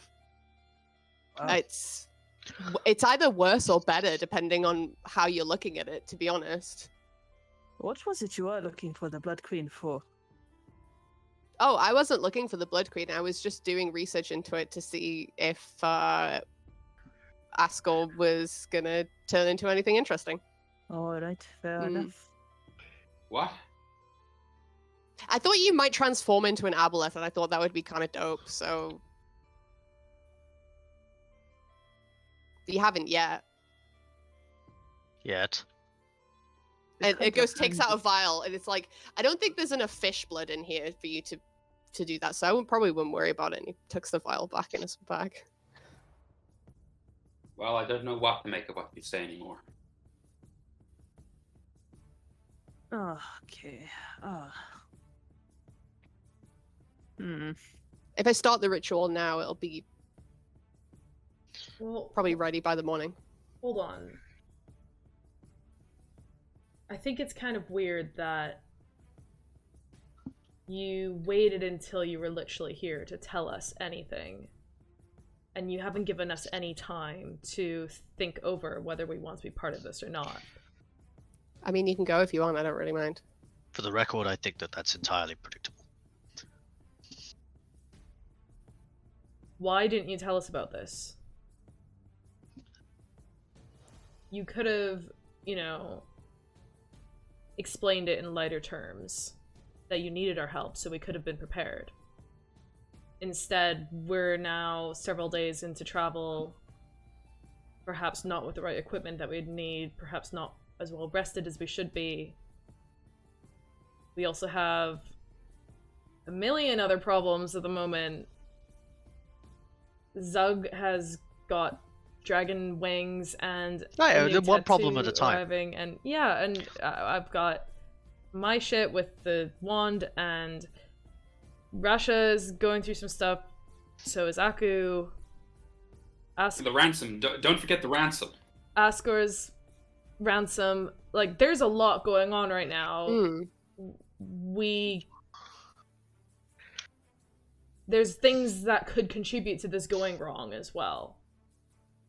If this is as dangerous as you say, if it's more dangerous than anything you've ever encountered in the Underdark, I've never encountered anything more dangerous than a freaking god, which we somehow dealt with. But, like, are you saying that this is gonna be more dangerous than being in the middle of the god of undeath and an entire colony of mind flayers? Like it was actually the fact that we got out of that alive that made me realize that actually, with your guys' help, that I could probably do this. We are Like, how really many strong. people banish the god of undeath and escape unscathed from a mind play colony? Who else was I going to get to help me with this? You know, that's makes a lot of sense, but it's utterly terrifying. And to your point about everyone else's problems, this is my problem, and this is the only thing I care about. I'm just suggesting that my issue and Zug's issue could complicate things for you. And if we'd had some heads up that you were planning this, we'd have expedited things. We've kind of, you know, messed around a little bit with dealing with my own issue, and we haven't even started looking into Zug's, if those could be sorted before. I mean, mine would be easy. You just find a corpse.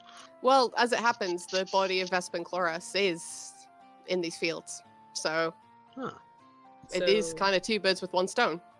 Yeah, that's what I'm saying. That's what we came here to do. So why don't we finish that first, then we can come back here. Because and we're here right now, and now I want to do my thing. No, I agree. I agree with Haydn here. The objective was to get rid of this godforsaken cucumber before we were to do anything else. Right, the cucumber. Mm-hmm. Yeah. I kind of thought, like, in my head that I wanted to do this before we dealt with the Wand of Orcus for two I don't reasons. care what you think. I think that's completely wretched. Okay.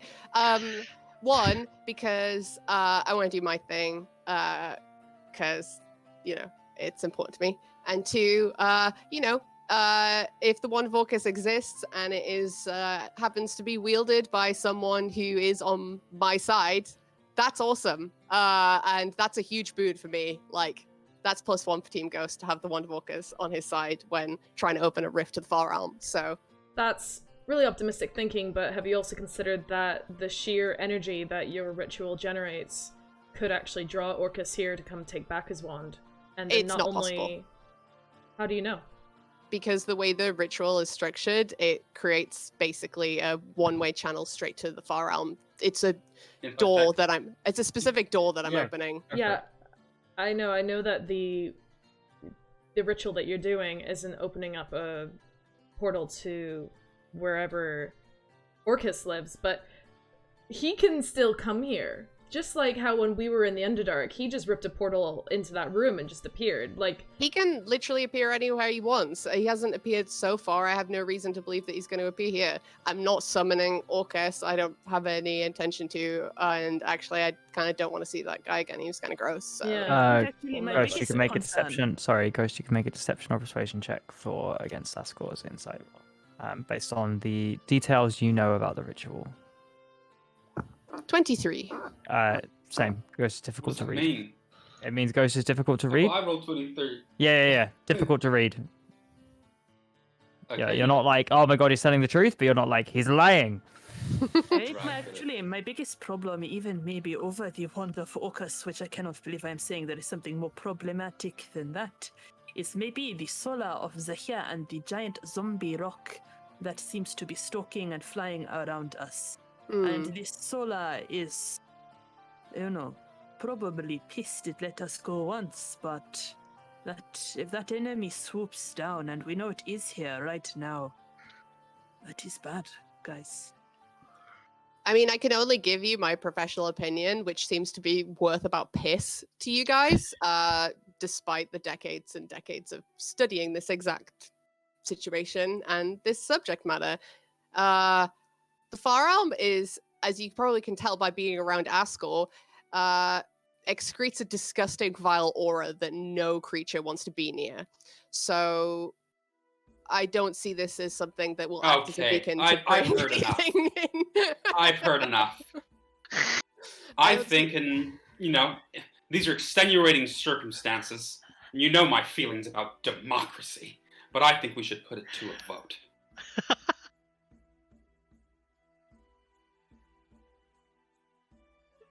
Okay. Do I get a vote?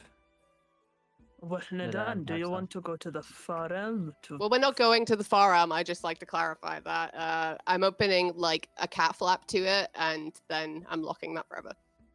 So we just You all stand saved my village. here and see what comes through. And saved a lot of my people. I don't mind who we save first, Ghost Brother or Haydn.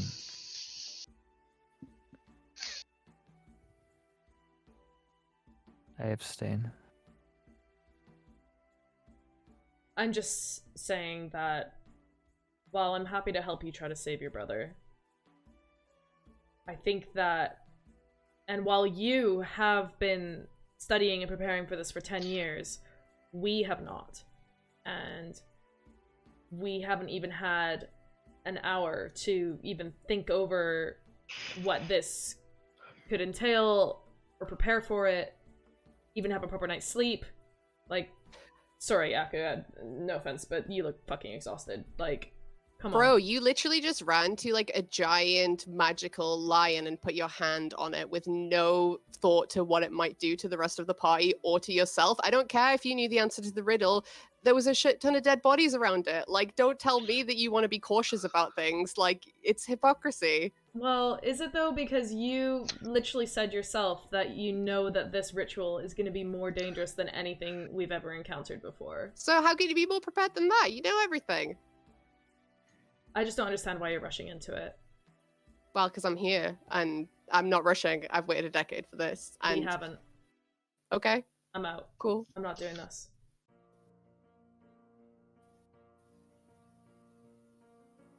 Where are you gonna go? This is so stressful. I'm so stressed. Wait, Hayden, where are you planning on going? I don't know. I mean, surely this has to be a group decision. I'm not taking part in this. Like, every single scam that ever happened in Kaimal was all on the basis of, quick, you're running out of time, you have to do it now. And the only reason why people ever do that is because they're trying to pull something over you. And I don't trust this because you've deliberately hidden details from us until the very moment that you're like, okay, I'm gonna do this now. And you're not giving us any time to think. I said that I'd be willing to help you if you give us time to think and rest and prepare. And you're like, no, I don't want any of that. I want to do it now. For no reason. I mean, I told other than you that if I impatient. start now, you guys will have a night's sleep and you can be ready in the morning. It'll take me all night to do this ritual. But you need rest? If you're going to be doing this all night? Look, I'm pretty amped up. I understand your sentiment, but you said earlier that you need or you would like our help to rescue your brother. And we will, well, most of us have said that we'd be willing to help under one condition that Haydn has asked for, which is give us time to think and prepare about it. If you had said this several weeks ago, perhaps we would be willing to go now. I don't think that's too much of an ask. I mean, we're willing to help. We're on your side. We just need some time. Is that too difficult to ask?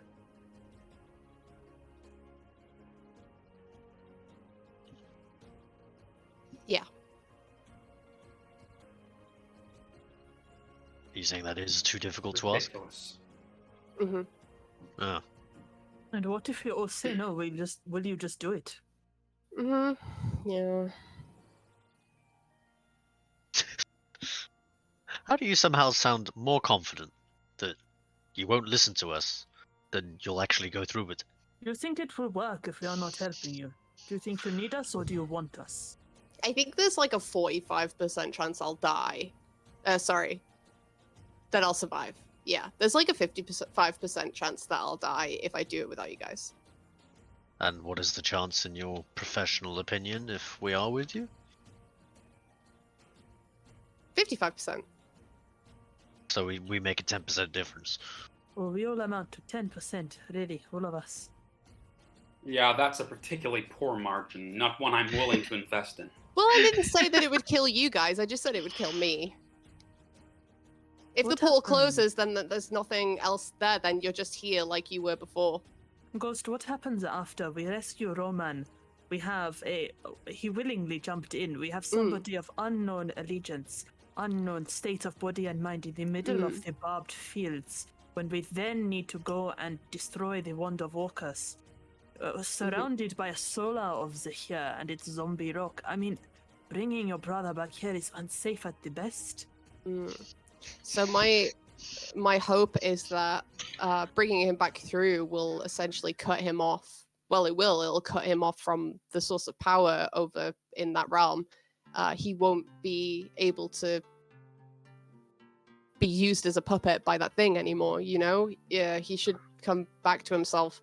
That's my optimistic hope. And with that, without its influence and without its like corruption, I just hope to get my brother back, you know? And then do you plan to take your brother to find Vespin Chloras? Well, yeah, I mean, my brother was a mage of the Marble Tomes. Like, you really couldn't get anyone else better to help you than on this journey than him. My brother is like 300 years old. He's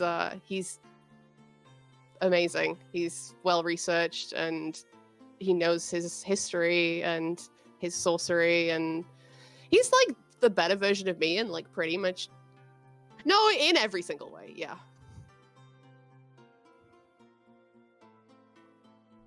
Would he be willing to help us? If you're cutting him off from the source that he worked so hard or just went for himself? Well, like I said, this Kyphon thing, it's not something that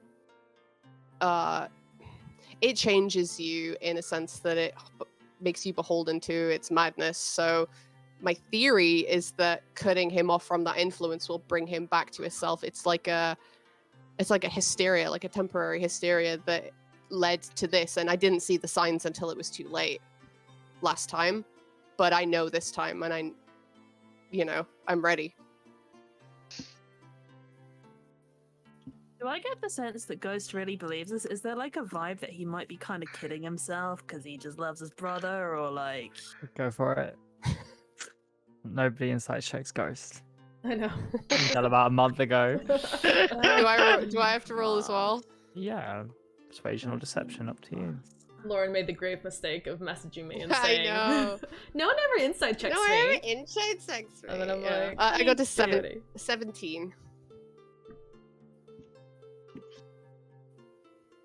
You get it, Rasha? 22.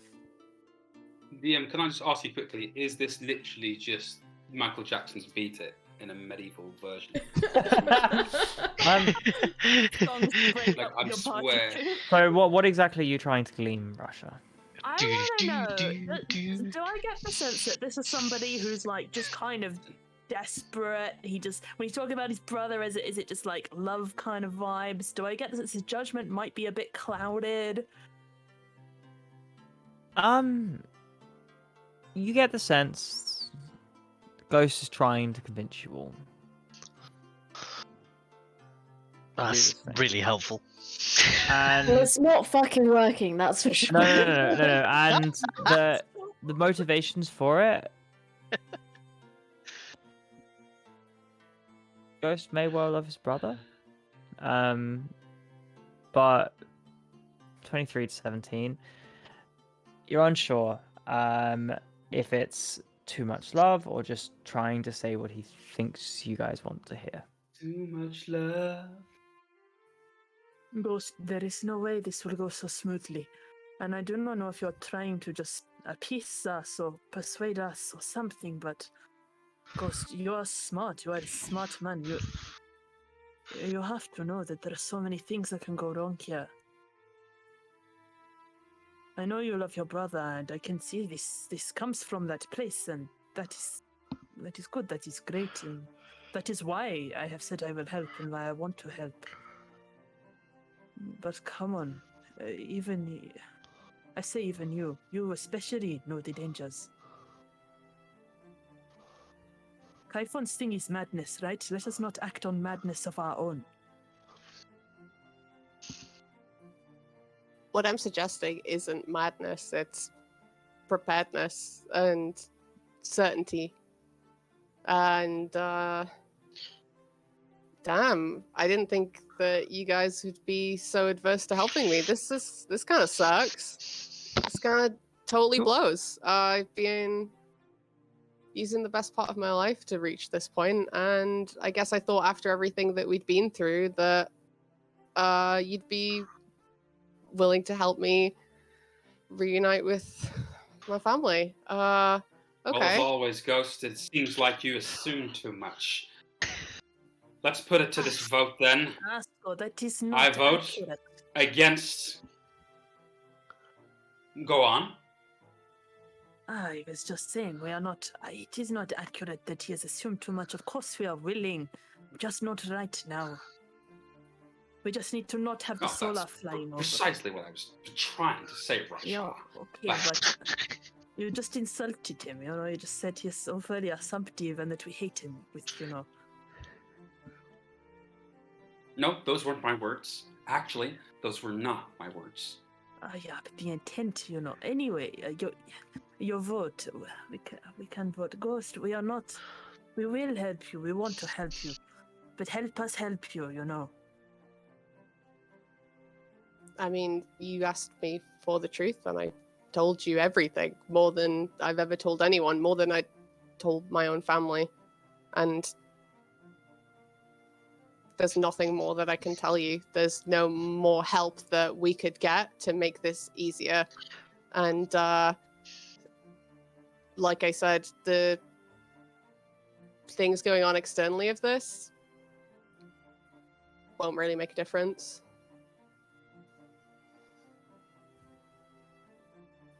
So, answer me this.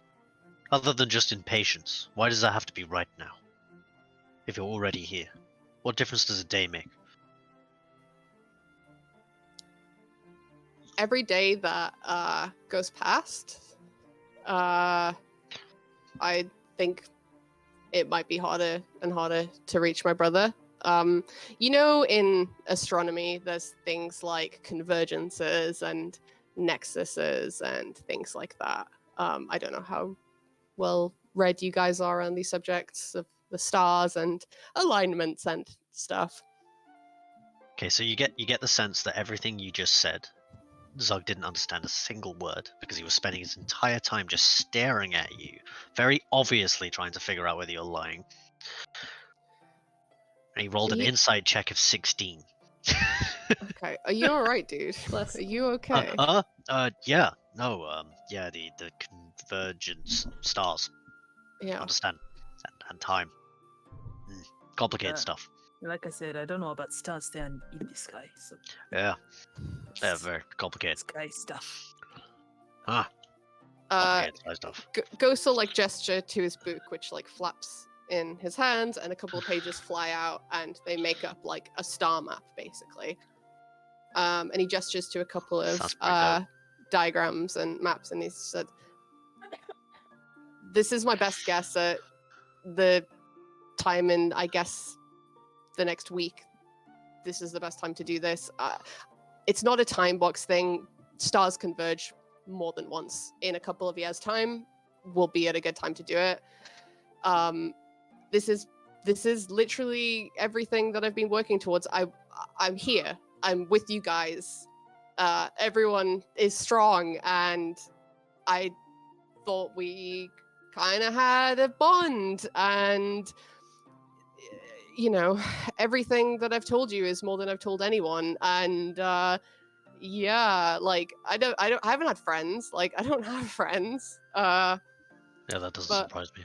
Here we are.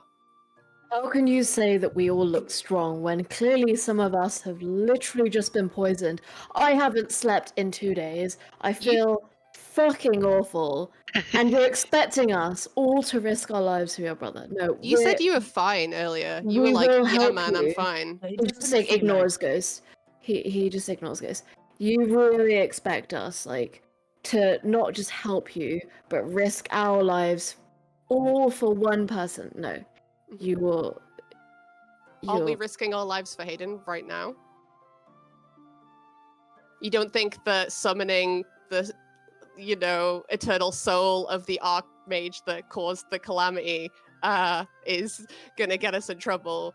Wasn't going to a mind flayer colony, risking our lives for Rasha and Nadan. Like, I don't understand how this is any different. The difference We knew is what we were doing. But you know what you're doing now. We had time to think it over. We were informed. We weren't just suddenly shoved into the situation. We discussed for a really long time what to do with the wand. And we gave everyone time to consider different options and people to express their concerns about it, and we had time to sleep on it and then decide what to do. And if someone told me, oh, I've been researching the wind currents, and if you jump off this particularly high building at this certain time of day, you'll hit the ground safely and you won't die, I wouldn't just believe them immediately. I would want some time to think about it and go check it out myself and decide, is this worth it? Do I want to jump off this building? And you're just here, you've taken us to the building, and you're just like, all right, guys, I'm gonna shove you, go. And you are shocked that we're concerned and just wanting some time to think it over. You've said yourself that it's not time boxed. Even just give us 1 or 2 days just to rest and prepare our equipment and try to, you can even tell us more about what we could be expecting that could be coming out of this portal so we can make sure we're ready for it. But so far all you've said is that you just want to do it because you're impatient and you've waited a long time, but we're not on that same page as you. We haven't been waiting for this, and we're not prepared. We also know Haydn and respect Haydn and have gained a fair amount of truth from Haydn, whereas we don't know your brother. We don't know who he is. We don't know whether he would do the same for us. We don't know whether he's worth risking our lives for. We know nothing about him, apart from what you've said. And given that many things you said, Ghost, have been not necessarily untrue, but not exactly very helpful for us, we don't feel like we want to rush into things. That's just being honest, and that's not to say that we don't care about your family, or you, or we don't want to help, but we're not going to rush into anything. And also the difference is that Haydn isn't asking us to do it tomorrow morning.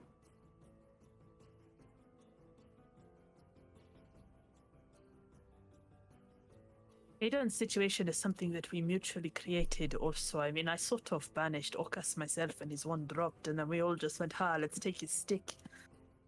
So, we all sort of are a little bit culpable for that one, but ancient evils from the far ends, that is, I don't know. That is a different fish in kettle. Kettle in fish. I think the word is kettlefish. A kettlefish. DM, can I ask what the wind is like currently, the breeze? You can still hear those vague kind of... They've never quite left you all this time, the vague screams in the background. Uh-huh. And what's the wind speed like of the air? There isn't really one. Okay, thank you. I just I have this memory of when I was really young. The bigger boys kind of taking my arm and twisting it around my back so I could not go anywhere. And it sort of feels like that now, I sort of feel like a bit twisted. I don't know, I understand you are upset, and I get you are hurt that we are not so keen to fight this ancient evil tomorrow morning, but please do not misunderstand what we are saying. Do not twist what we are saying. We want to help. I just, I am saying the same thing again. You cannot twist us into this dangerous situation. We do care, of course we do.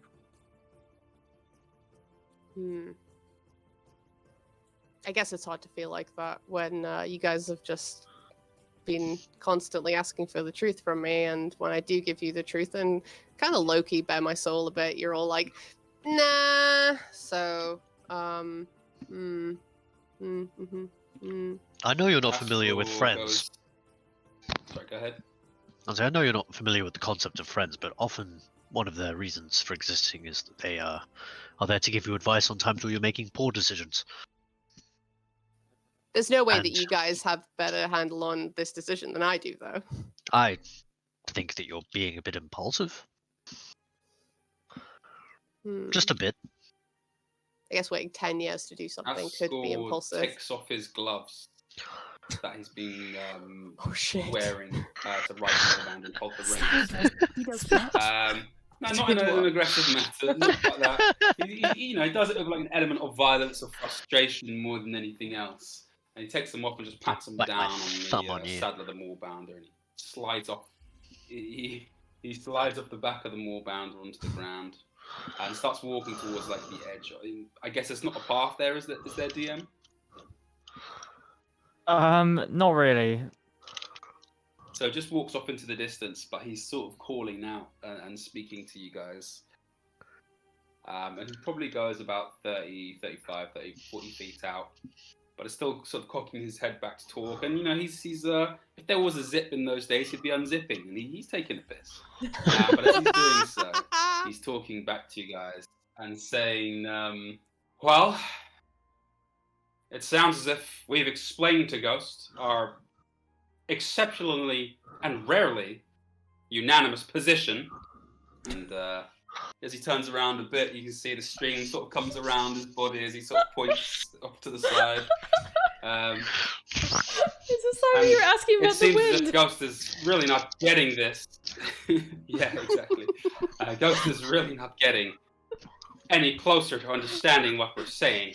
I think we leave him the choice. Otherwise, he's simply going to say again what he's said before.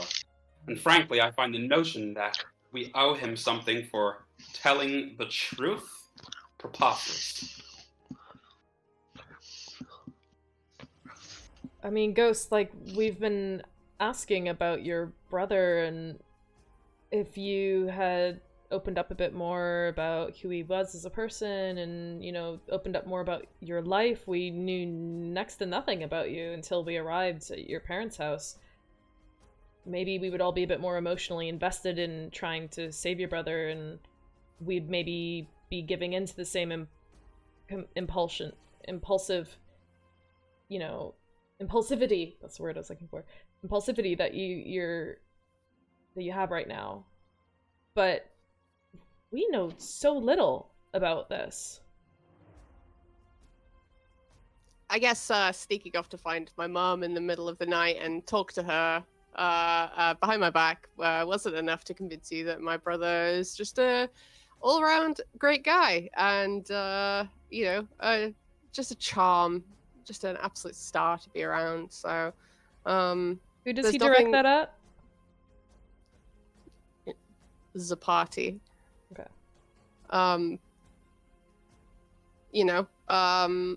Maybe we need to have this conversation in the morning.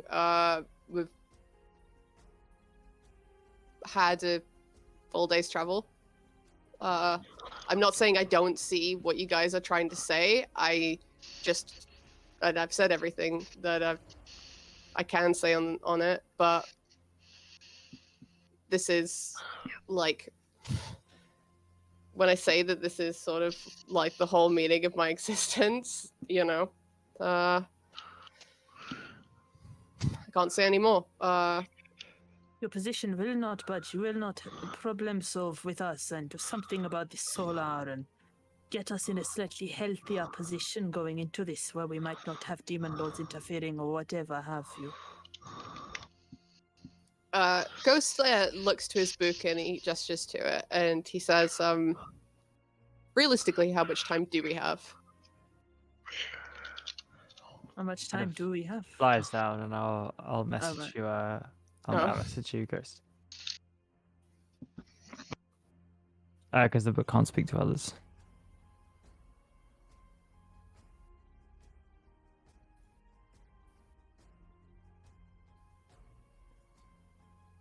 Da da da da Sorry. da da da. Ghost, if you're willing to wait until the morning to discuss this again, at the very least that will resolve the fact that some of us haven't had a full night's sleep, and well, we can be fully rested in order to try this again in the morning, but you mean to prepare the ritual overnight so we wake up and there is something already starting? Ghost looks Rasha in the eye, like dead ass, sort of frickin' stares straight at him.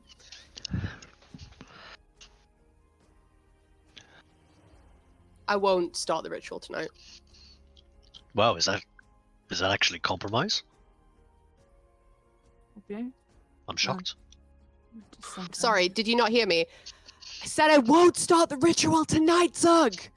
Oh, So you did change your mind. There's also the book. And just aware of the time as the conversation continues, and you all.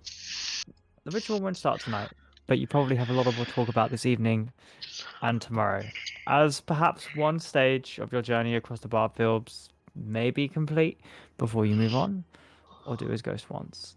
But with that, we'll conclude tonight's episode. Thank you everybody for watching.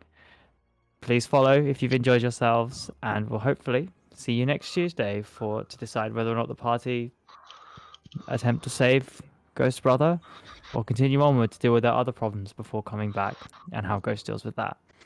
Thank you very much. We're the Spice Boys. Bye-bye. thanks everyone. Comment and subscribe. Bye. Bye.